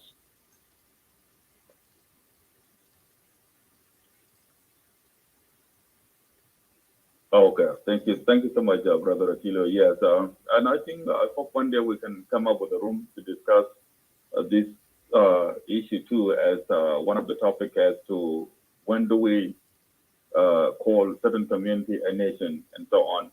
But Ms. TJ, if you are hearing my voice, please activate your mic and see who is next in the list. All right, thank you, Brother Well. Actually, we're going to stop the hand raising now because we have so many people on the podium. And Uncle also, Really? we don't want to... My question is not going to be answered or what? Yeah, he will answer it. He will answer it.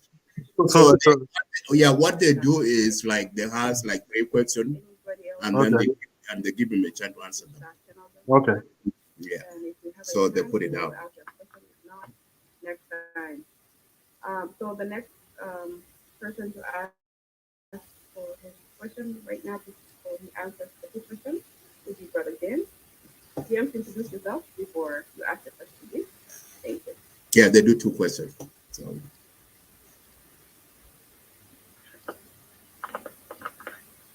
You can hear me? Yes, we can hear you, James. Go ahead. Thanks so much. So I have to thank, Dr. Joshua for being here. I don't think I ever met him in my, because I think they were in Khartoum. I appreciate his time to come in as an elder. So I'm James from Eastern Equatoria, and I appreciate you guys for letting me ask that question. So I came in here to ask about Nimble Road or Nimble Madi people. So they claim they have land occupation or land grabbing. So there are people traveling for the last, how many years? 10 years, I think from 205 to date, moving all their cattle with guns to Nimble Road. To Nimble, and Madi have been kicked out. They try to come back after the peace, but they still not allowed to come back in. So for Joshua, so what is holding Dinka in Nimule other than going back to Bor? That's the first question. So second question. Brother James, that question One was question asked is enough. last time. Oh, you did? That question was asked last time and was here.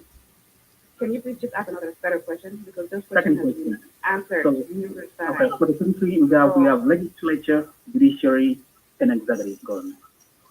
So as we speak, MP, governors, and are all appointed by the president. So do you think it will be okay for MP and governors to be elected? So third, as far as we go, James, that will be it. We'll stick to one question with you so that we can give the rest a chance. you can do that. Alphonse, you will be next. Thank you for giving me the chance. My name is Alphonse Kim. I'm from Munari, Central Equatoria. I have two questions here for Uncle Joshua. But before I ask the question, I just want to correct him. There's nothing such as Central Equatoria and committee elders, council of elders. And then number two, Mundari are just like any number in South Sudan who are now roaming everywhere with guns like Dinka, Boer, for example, in Central Equatoria and then Madi, Lens, and also Dinka in Bahar Ghazal. We know all these clashes that have been going on in Bahar Ghazal between communities. Those guns, some of them, we know all where they come from. Okay, my first question is, okay, you say that Young Council of Elders was established to defend interests of Dinka and also problems of Dinka. Okay, so why are you not doing something about the killing of Dinka in Awil by Nigeria? We have not heard any statement from you guys and not also from the government about it, condemning it. Number two, you lately, 2 days ago, we listened to an elder in Bor he said that the Gabon were fed up with repeated attacks by Murle, and that's the reason actually why they left their land to migrate to other areas like Central Equatoria and then Madi area. So now he was saying that they are advocating their youth to take up arms to defend their land so that the people can go back. Okay, my question here is, do you think is it also fair for Madi youth to organize themselves to do the same because their land has been occupied? Nobody who doesn't know that one. Is it fair? Thank you. Thank you. Sister T, let us know what's next. Let Uncle answer those for now, and then we'll come to the next question. Because now there's three people who have asked their question, and we want them to answer those questions for the next question. Thank you. Thank you very much, moderators, for another opportunity. About the Madi land, which Honorable James has answered the question. Is it fair for the Madi, like the Dinkas or the Murles, to defend their land? And why should the Dinkas continue to be staying in Nimili? I think it's difficult to articulate what is behind this question. The Boer people, as I know, were affected by the floods. And therefore they had to leave.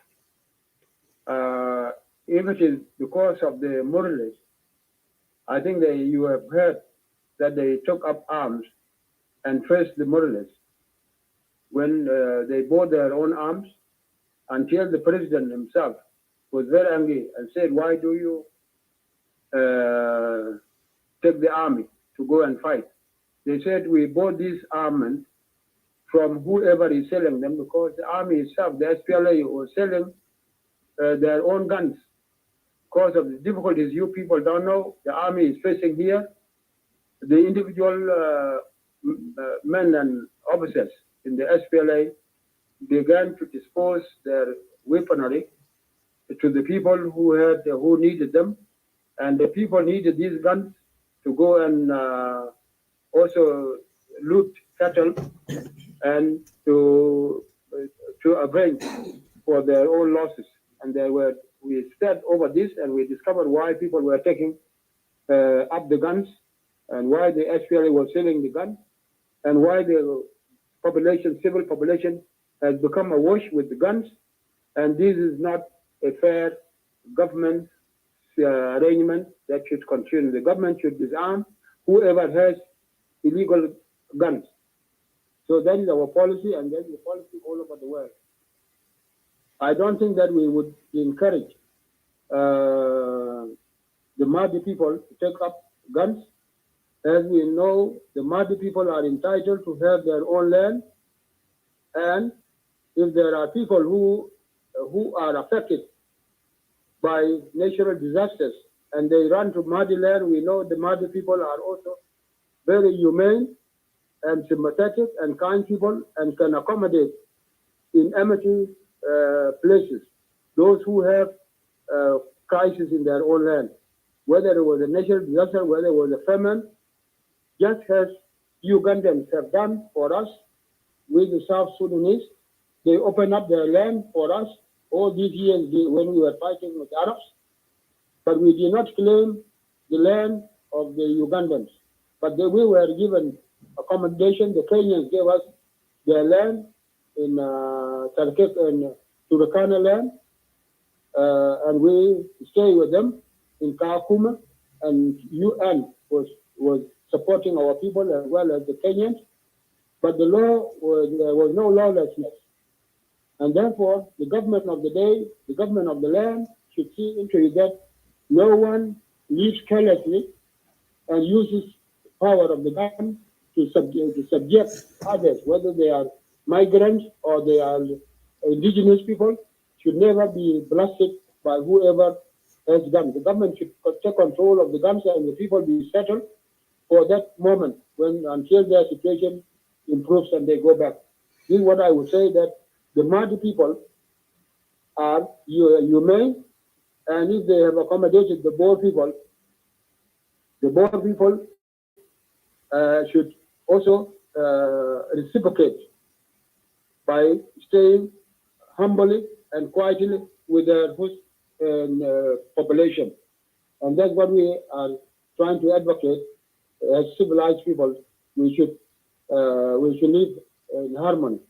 Similarly, as you people have gone to America, you have been accepted to go and stay with the people whom you found there, but you have been employed. You have not deprived anybody of the land. You have not deprived anybody of the employment or resources that they have. So similarly, we should do in the nomadic land, and therefore any corruption should be done by the government or by administrators. The second question about the judiciary and executive and being appointed by the president, I don't want to be too much critical about us being very new in our government. As an old person who have lived under the Addis Ababa Agreement, there was law and order, and you would travel from here without any gun, without anybody attacking you when you go to Nimili, when you go to Bor, when you go to Pipor. Everything was under law and order. And the administration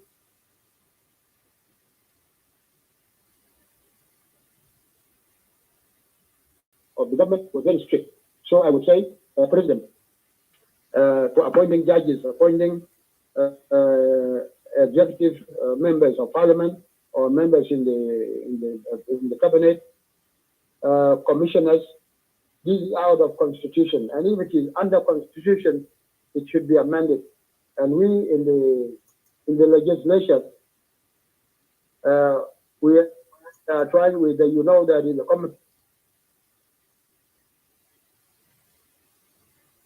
commission for constitutional arrangement, permanent constitutional arrangement. So the transitional constitution by the SPLM has concentrated powers on the president, and this is to be changed in the course of time. And that will not be, people have to be appointed according to their qualifications and promoted according to their qualifications.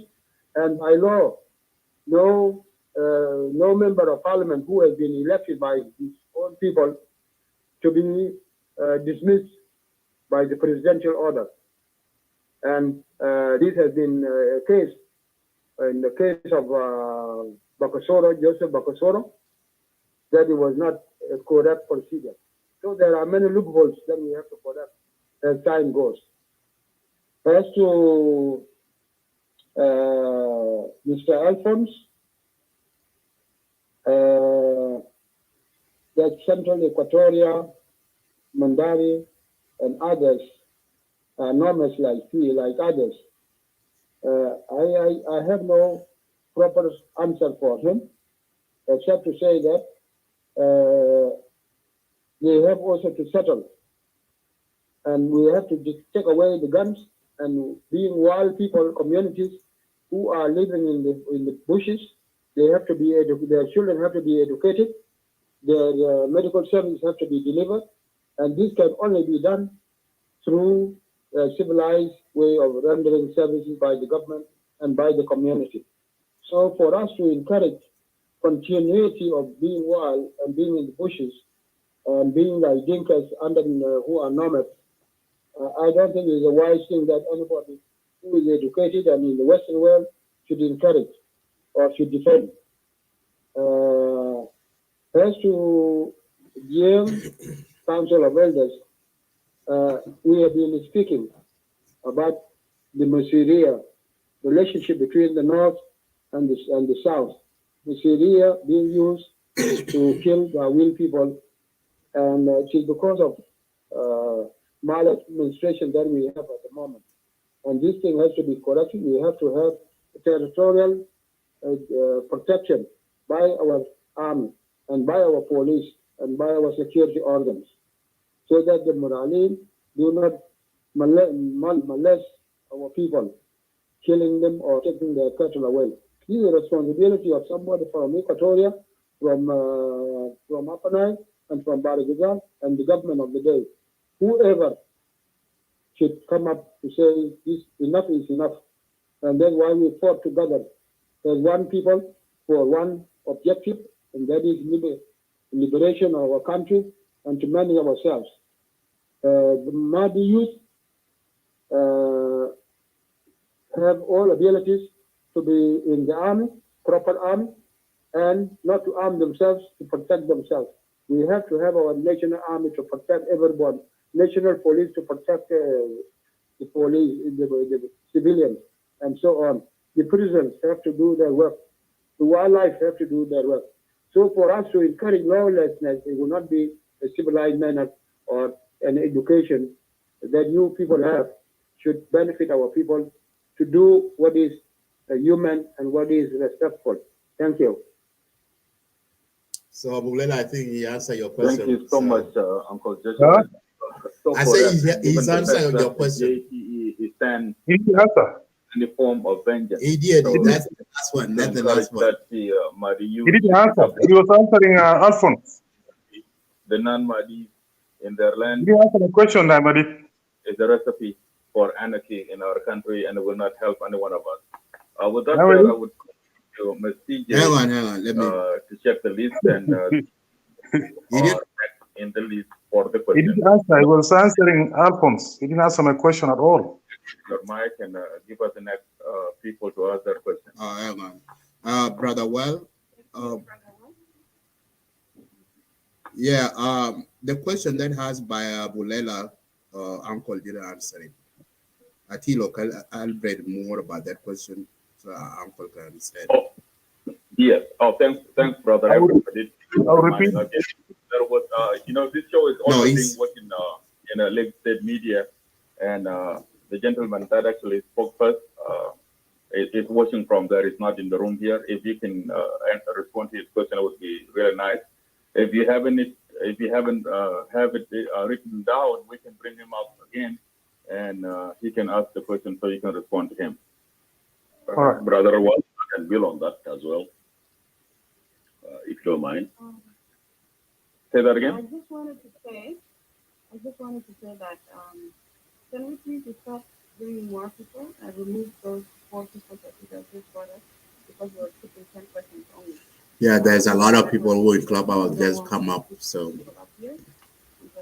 now my question is not answered. no, he's about to answer it. So let's move those 4 people. Because I hope he heard it or no, he didn't hear it. I didn't hear. He had it. He had it. Some moderator tried to tell him about your question. He will. So let's move those 4 people. Ms. P, let us communicate by messages on the ground. You go on with the next person, then we'll talk on the background, please. On the background. That would be great. That would be great. Yeah. Thank you. Well, Yes. Thank you so much, Brother Achilio. Uncle, I don't know if you have the question written down. A question from a gentleman who asked the question through Lake State Media. If you have, please respond to him. Otherwise, we can reconnect him so that he can ask his question. we are not going to reconnect him, Brother Well. We can rephrase or ask the question again to Brother Clement. Tell him I can ask question again. The question was this from Clement via Facebook.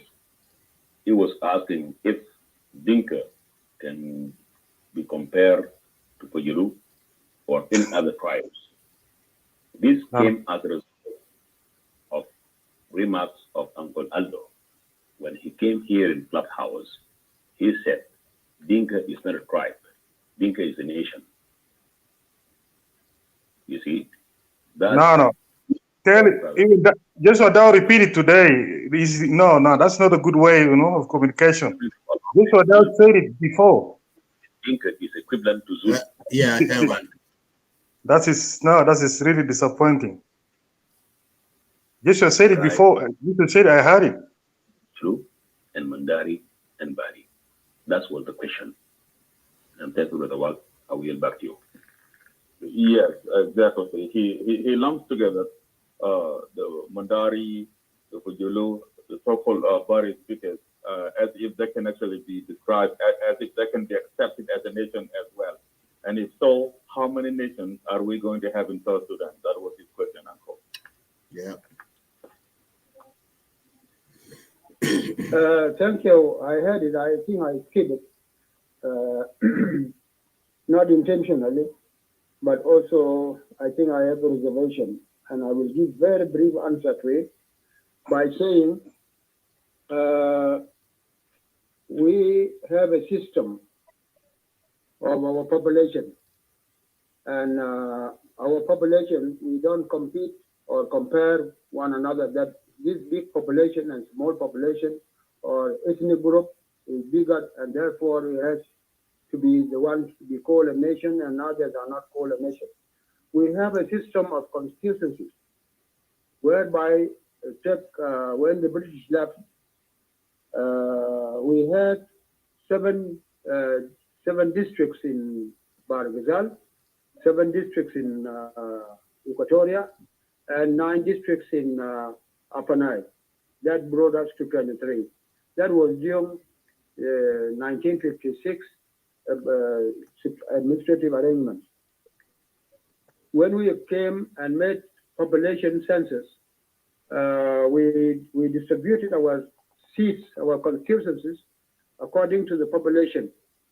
And therefore, each qualified population or community has to come up with a number of, take a wheel. A wheel was the largest and is still the largest until next census proves it to be wrong, to be less by whatever reason. So you have your qualification and your representation in the government, in the parliament, in the executive by certain standards. If it is parliament, you have more members and more services that you can immediate. If it is by education, then you can work no matter how the Mahdi's are few and they are all educated, they can serve the population of South Sudan as medical personnel. And if there are people who have their, like during the Addis Ababa agreement, Okay, can you turn on your camera, please? The veterinary doctors, there were more veterinary doctors in Equatoria than in No, I think if you can hear me, there's no need for camera. So I'm sorry. Serving in Barzal and serving in Upper Nile. So there was no discrimination until the person came after that we are to discriminate against one another. But otherwise, the services are to be rendered according to your academic qualification, your technical know-how, and your capability to serve the community, irrespective of where that community comes from. And if you remember, we have never had any complaint. When Safan Mula was in Malakal as commissioner, when whoever police officer, Makalela was in Nasser, there has never been any complaint that it is X and Y, who should be here because he's from that section. So this one, this sentiment of being a Dinka, being a Mahdi, being body speaking, you people have to fight it and come to a level of your education, your civilization, your humanity, to accept one another as a brother, as a sister, and work equally to serve your country to be up to the standard that you want, where you are getting trained and experienced in your place. So I don't think that we will fight over who is the nation, who call himself a nationality, or who could call himself less nation. There's no less nationality, there's no less ethnic community. We are all equal. But let us fight illiteracy, let us fight ignorance, let us fight a civilized way of describing ourselves. Thank you. Yes, thank you so much, Uncle. Ms. TJ, I received a question from the back channel from Brother Jibril. And his question is this, Uncle, if you can write it down. Can the Jieen Council of Elders support the call for federalism in the Yeah, Republic of Gabriel, South your Sudan. question is now It's being been the asked. federalism had been a demand of majority of the people of South Sudan. So can Young Council of Elders support the call or the demand for federalism? Thank you. Ms. PJ. All right, thanks, Brother One. The Ashley, you're next.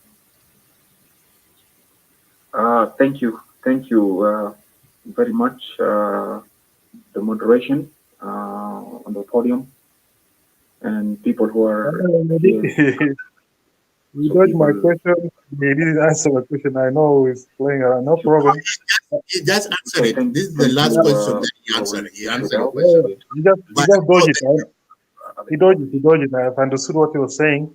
But he dodged it. Then I will leave. No problem. You know, I know it's a very tough question, and I know very tough question. Yeah, it's very tough. Thank you. As you know, some communities of South Sudan. yeah, is so not for those of you who are watching a Can you case, tell us your real name? I know you yeah, will yeah. be Sorry, waiting a bit. sorry for, There are a lot of out people in Clubhouse who want to ask questions. They yeah, are my ahead of real you. name is So when they give the Major, chance I'm from Northern Bargazal, Awil.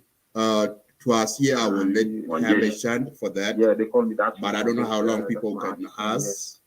So basically, So, to be honest, this is and my for first those time of you who are to watching, actually get involved in any political debate or anything. I also here, tend my to just isolate myself, just and listen to other people. But Yeah, I today know in a hurry. We'll wait. we'll see okay, our good, elder thank you. actually here, and I think I said to myself, I just finished work actually. I said to myself, this is my only time I'm ever Brother Biel, gonna welcome. speak with Joshua Dow. So that's why I spend my time to just. It's my Thank you, concern Brother Madid. as some Yeah. communities Well, of South Sudan.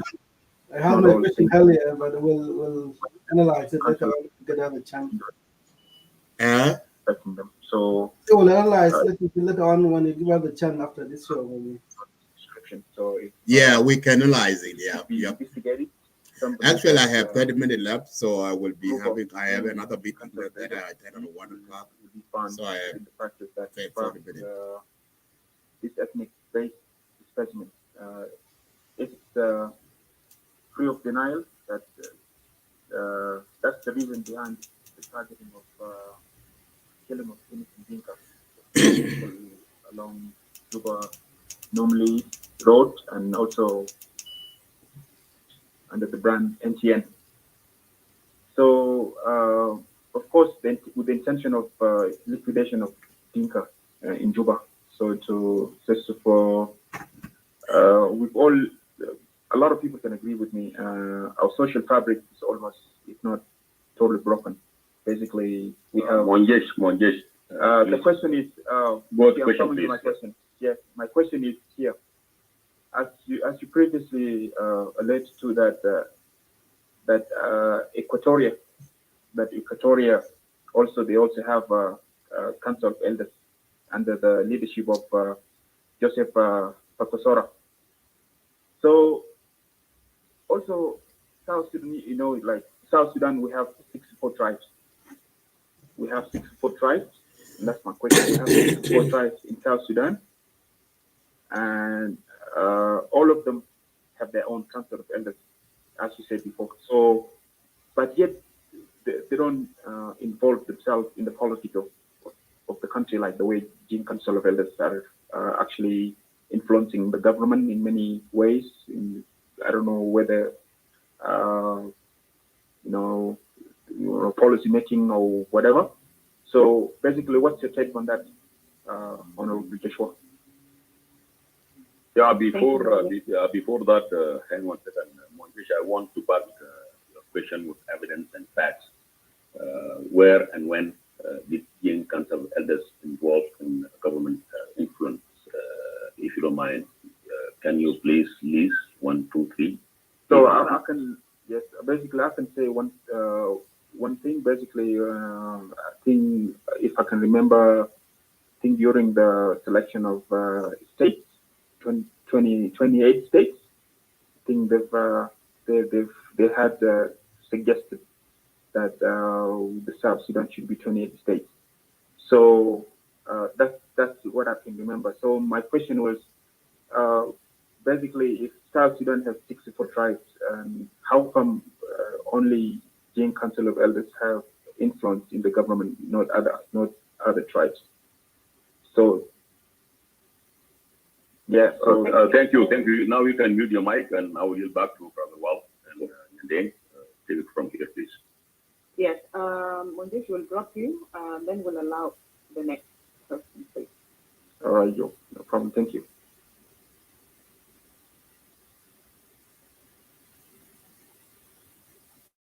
All right. The next person to ask the question would be Jordy. Then we'll allow Honorable Joshua to answer those 3 questions. And then we'll move from there.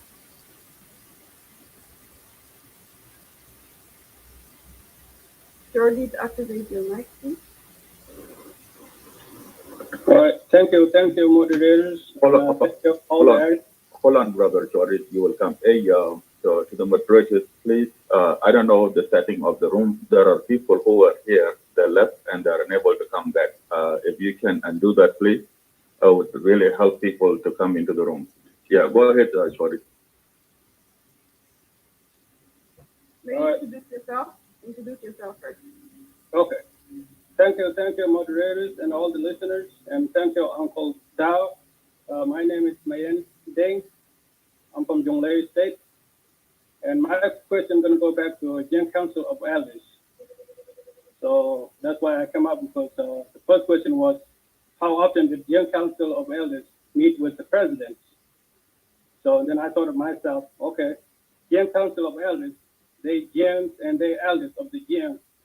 My question is, how often do they meet with the Jieen chiefs and take their concerns and take it to the president if they forsake, I would say, the middleman between the Jieen community and our government? That's my question, and thank you. Thank you, George. We'll drop you now. Uncle Joshua, you can unmute yourself and continue.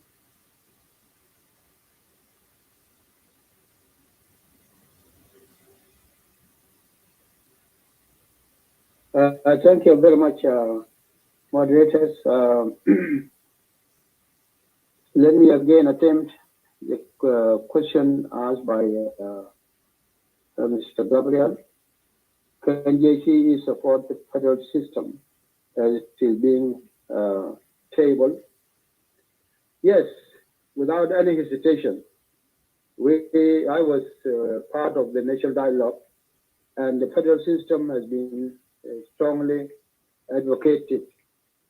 And if that is what the Southerners would like to go through, we have no problem. So that is what the brief answer. I would say that the JCE is not opposed to the federal arrangement, and it will depend on what type of federal system that the experts will draw up, and there will be a lot of comparisons of systems, federal systems worldwide, and in Africa in particular, and how successful they are, and what are the disadvantages that can be avoided. So it is subjected to wider studies and wider comparative studies to bring up the system that you people would enjoy yourselves under it. So that is, second question is what Mr. Tian Majok has asked about is JC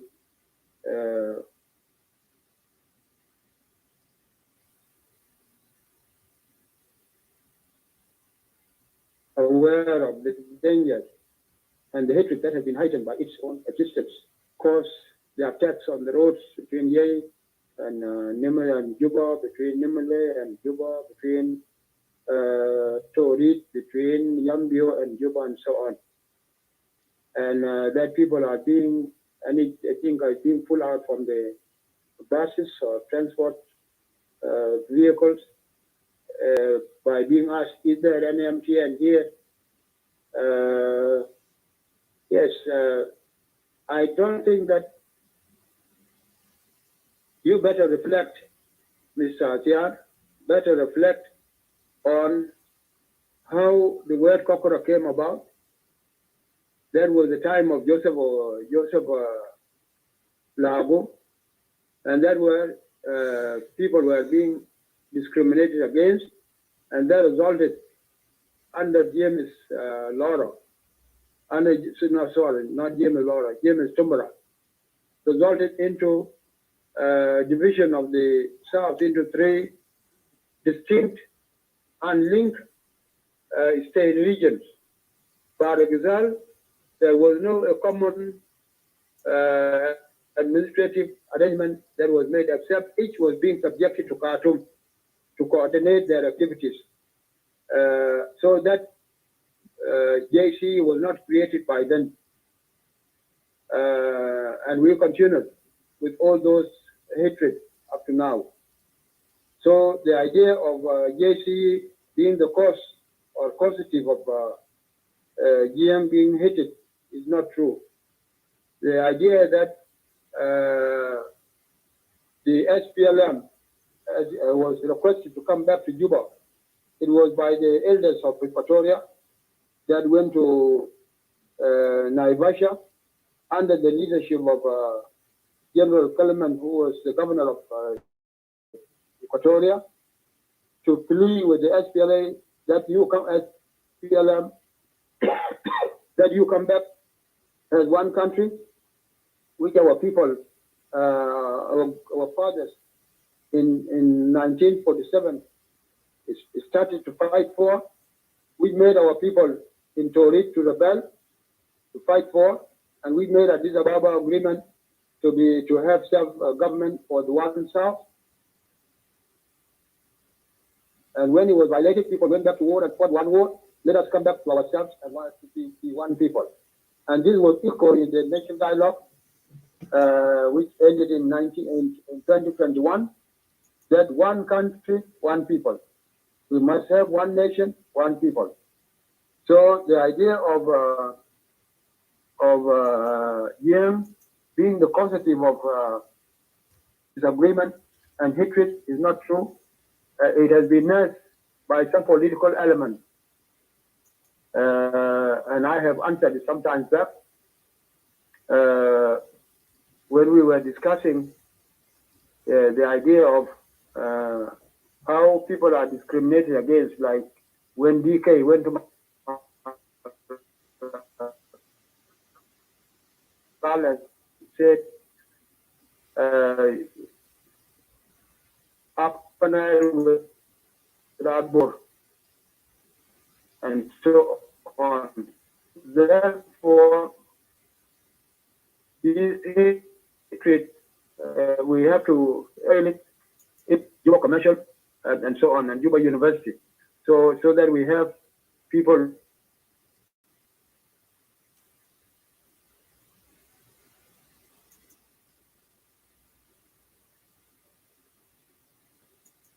Brother Wall?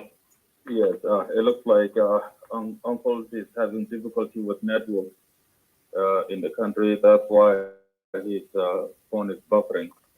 And Uncle, if you are hearing us, it looks like you are connected again. Unmute yourself and continue.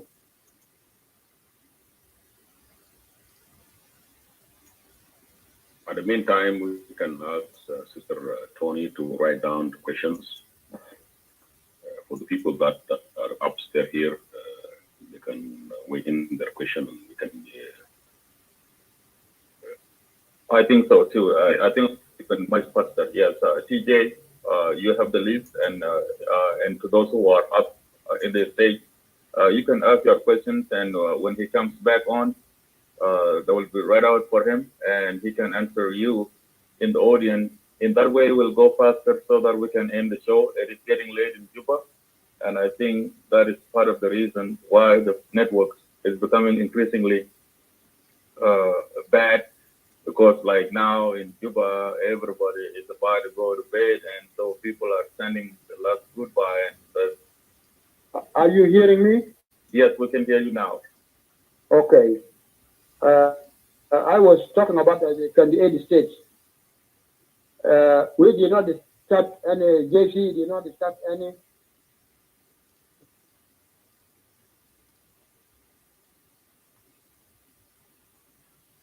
Yeah, I think he muted himself unknowingly. No, it's not muted. I think it's a signal issue. Yeah, it's a network. Yes.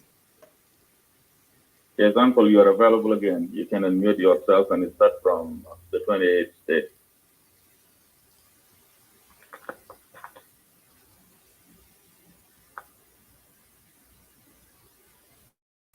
Also, we should stick to one question for now because of the network issue. So everyone who have not asked questions, just prepare one question that suit your presentation, so we can make it easy for all of us. Thank you. Correct. Mr. TJ, you can go ahead and let the people ask the questions while you write them down. When he comes back on, then you can just read them all out for him. Okay. Okay, he's done. Go ahead. Okay, I was saying that the 28 states was not started in Juba, nor by the Council of Jieen, Council of Elders. It was Riek Machar who started his 21 states. And the JC started trial with Gore, your question has been answered. Has been asked, and he of answered the former 21 districts. Let them be 23 districts, and that will be the correct arrangement. Are you with me? Yes. Yes. Yeah. Yeah. Okay. So our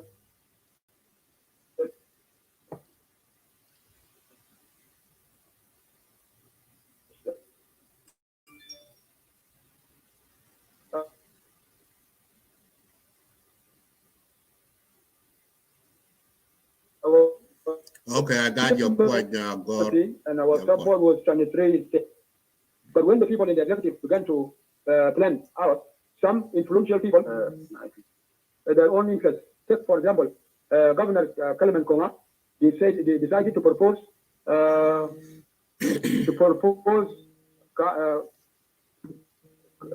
Tarakega as state justice.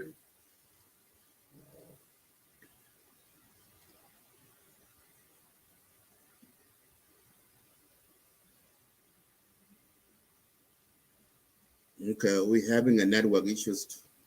Well, are you there? Yeah, there is issue of a network, Brother Madid. Can you hear me? Yeah, so actually, you're gonna be leaving soon, right? Yeah, I'm about to leave very soon. Yeah, let me stop here, and then we can analyze. I think we have some technical issue with Uncle. That's why I was asking while Nyandeng, if we can just try to refresh the room and get the people that are upstairs here to ask their questions and Sister Mariana write them down. Okay. So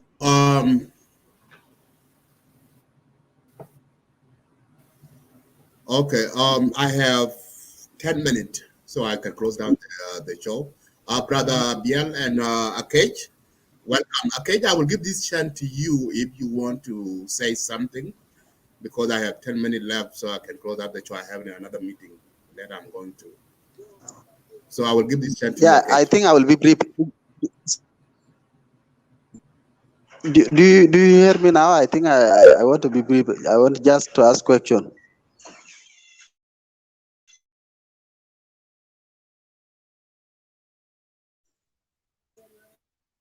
The network is the issue over there, so your question will not go through because Uncle Dachwa having the issue of network. So we are about to wrap up here in the studio. So if you want to say something, just reserve your question. And if the network later on is good, so I will forward your question to them.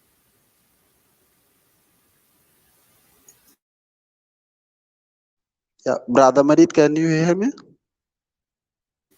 Yes, I can hear you now. Yeah, can you hear me?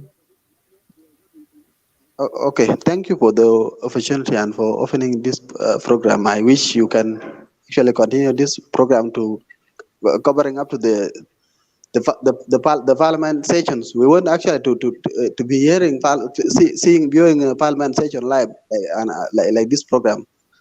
Today, I think this program is hosting more than 2,000 South Sudanese in diaspora and in the country. My question will be straight to Uncle Joshua Dow, and my question is: since Jieen Council of Elders got a lot of problems, so many South Sudanese doesn't like Jieen Council of Elders. They never mind what does Jieen Council of Elders intend to do. So why not dissolving it? This is my question to Uncle Dow. Thank you, Baru. Thank you, Brother Kate. I will forward your question to them if the networks allowed him to do. So he's having difficulties right now to speak, so probably they will end up closing down. But if it is getting well, I will forward your question to him. So just keep listening in, and later on, and then, so yes, I have less than 10 minutes, so I can leave and attend another meeting.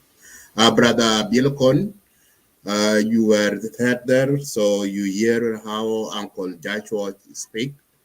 So you can analyze what do you think about his presentation in the clubhouse, about everything about JCE and the role that the JCE is playing, and the issues of the land in Malakal between Shuluk and Jenga Padang, and also to the peace that has been signed like a couple of weeks ago between Gulot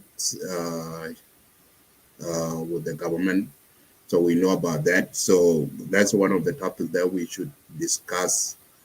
But I have been sick with COVID. That's the reason why I didn't come up with that topic so we can discuss. But it's a good topic that we need to mention. And I also schedule a show at later, like 4 p.m. later Eastern time. I don't know if I can be able to do that show, but that show is important. Legislative media is we need to talk about the increasing of salaries of parliamentarians, and also the crisis, the incident that happened between Bor and Morley. And also, too, we need to talk about the crisis going on in the churches in Bor. So there's assassination attempt to one of the bishops. So those three topics are very important and we need to discuss. So if I have a time later on at 4 p.m., I will come back live and we will discuss those topics. So Brother Biela will give this chance to go ahead and talk before I close down the show. Thank you.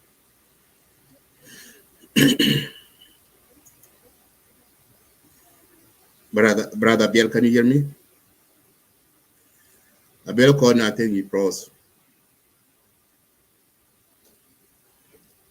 Yeah. I think I lost a network there. I didn't hear your last comment, but I mean my network. Yeah, I said that it's your turn. You can go ahead and put your word before I close it. Yeah. Yeah, I wish you a quick recovery, brother, but for this COVID pandemic, you know, it's not going anywhere. But what we can do is that you have let us be vaccinated and fully, at least with help. You know, the symptom will not be severe as unvaccinated folks that are not vaccinated. So what I just want to say, it's good that Uncle Joshua came back to Clubhouse, and as you can stream live, this presentation is very good, and this is what we wanted, that they should come and speak often if they have time, and make the view be known to the people of South Sudan, so that the objective of the JCE has to be understood. But I think there was misunderstanding by our people actually, and negative campaigns by the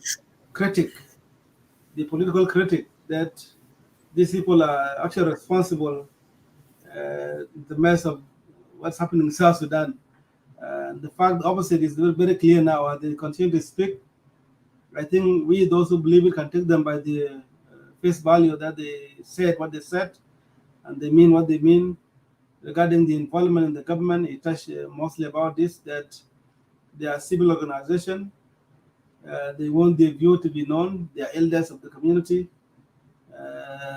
They outline what they have done, to the other elders of the communities. What we will also maybe it will be very hard for Jieen Namtok or Jieen members to bring some other JCE, but if we can love, they can love actually to bring some members of council from Nuer and from Greater Equatoria to come and say their view, whether they met and what they discussed with the JCE regarding the way forward of that country.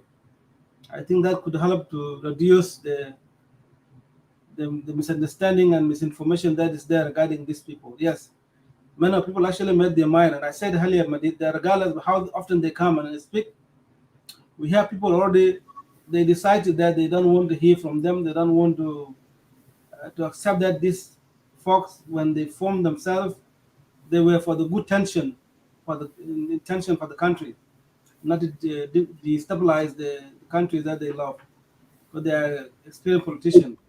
But as we continue to hear from them, it gives those who actually defend them, a weapon to go there and state what they have said. I like how he's spoken today against. I've given a brief history about the information. Now that is in the ground, hopefully we'll hear some more. And also I like the comment that they have said regarding the issue of Malakal, or the issue of the land dispute we have with the Chiluk, those of Uncle Joshua understood very well because they entered politics in the young age.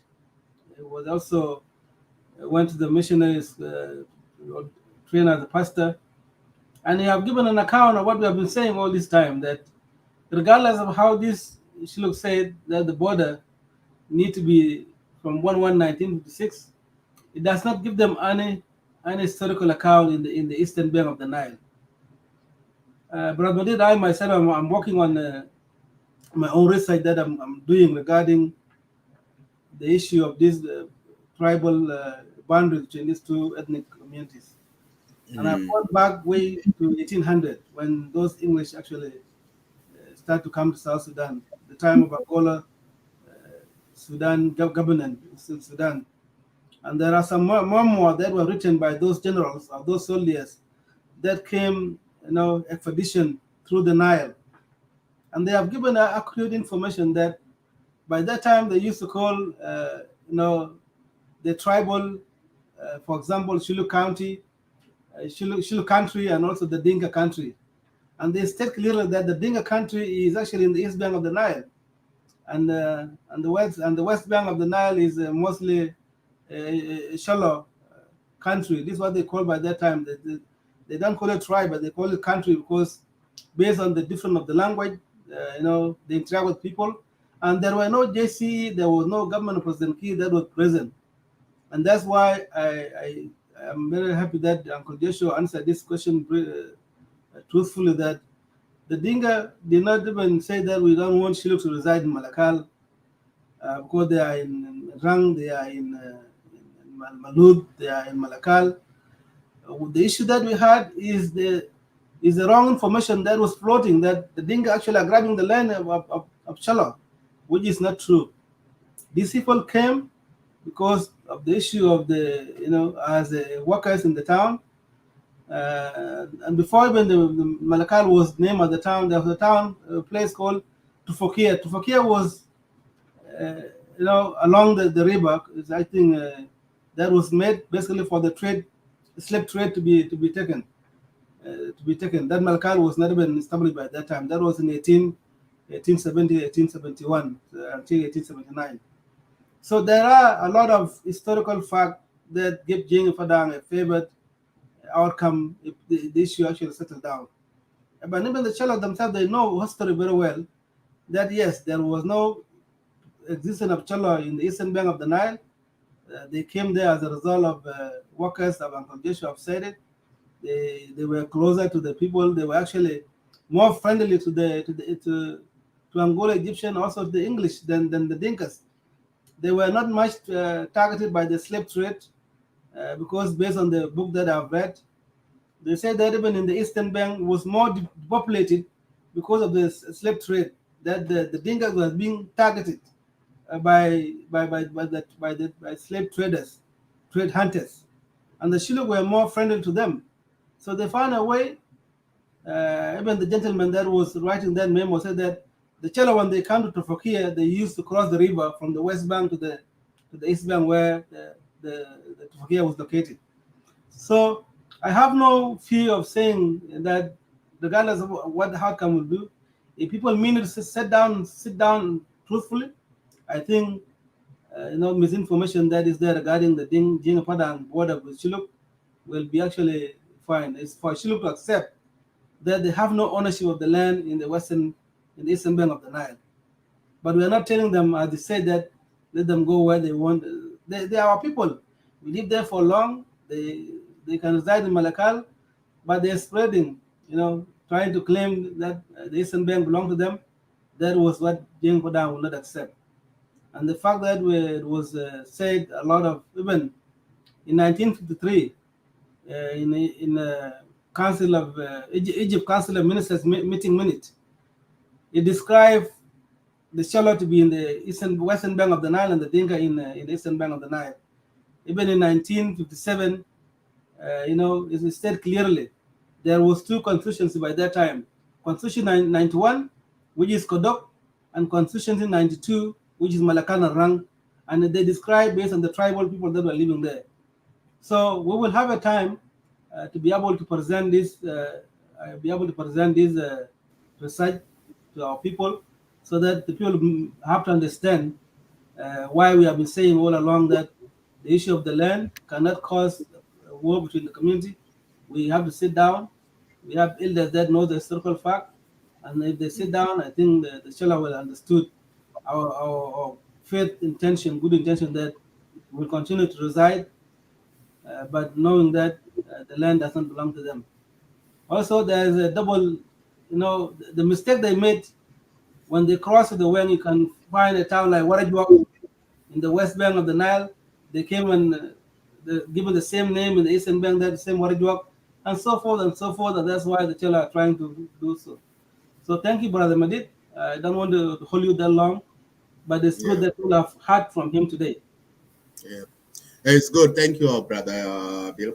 That's really good. We will.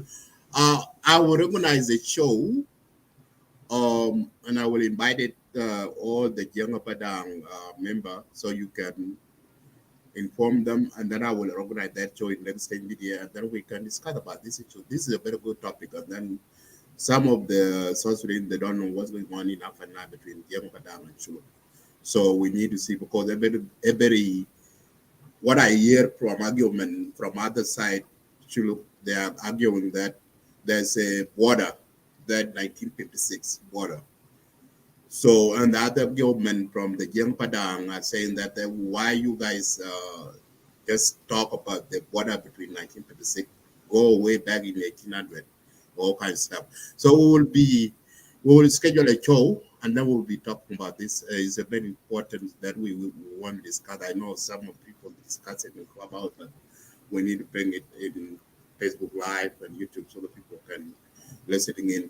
And I do like the elders, like Uncle Joshua Dow, to come and explain more about this. This is very important. So thank you, Brother Bill Cohn and Akech. I'm about to run. I have less than 2 minutes, so I can join the other meeting. So I will later on. I will meet us. Come back 4 o'clock p.m. Probably I will have that show. That's scheduled already. We will bring that topic and we'll discuss. So thank you guys for coming in. And you guys can go back to Clubhouse. They're still having, but the network is still bad over there in Juba. Thank you, Brother Bill Cohn and Kate. Have a wonderful day. We'll talk to you. I will catch up with you guys later. Thank you. Paul, we are about to end the show. I'm running to another meeting. Thank you, guys. Thank you for all. Thank you, people who are watching. Thanks so much for tuning in. So we will bring more topic like this in on live. So have a wonderful day and night, and wherever you are, have a good day. Thank you.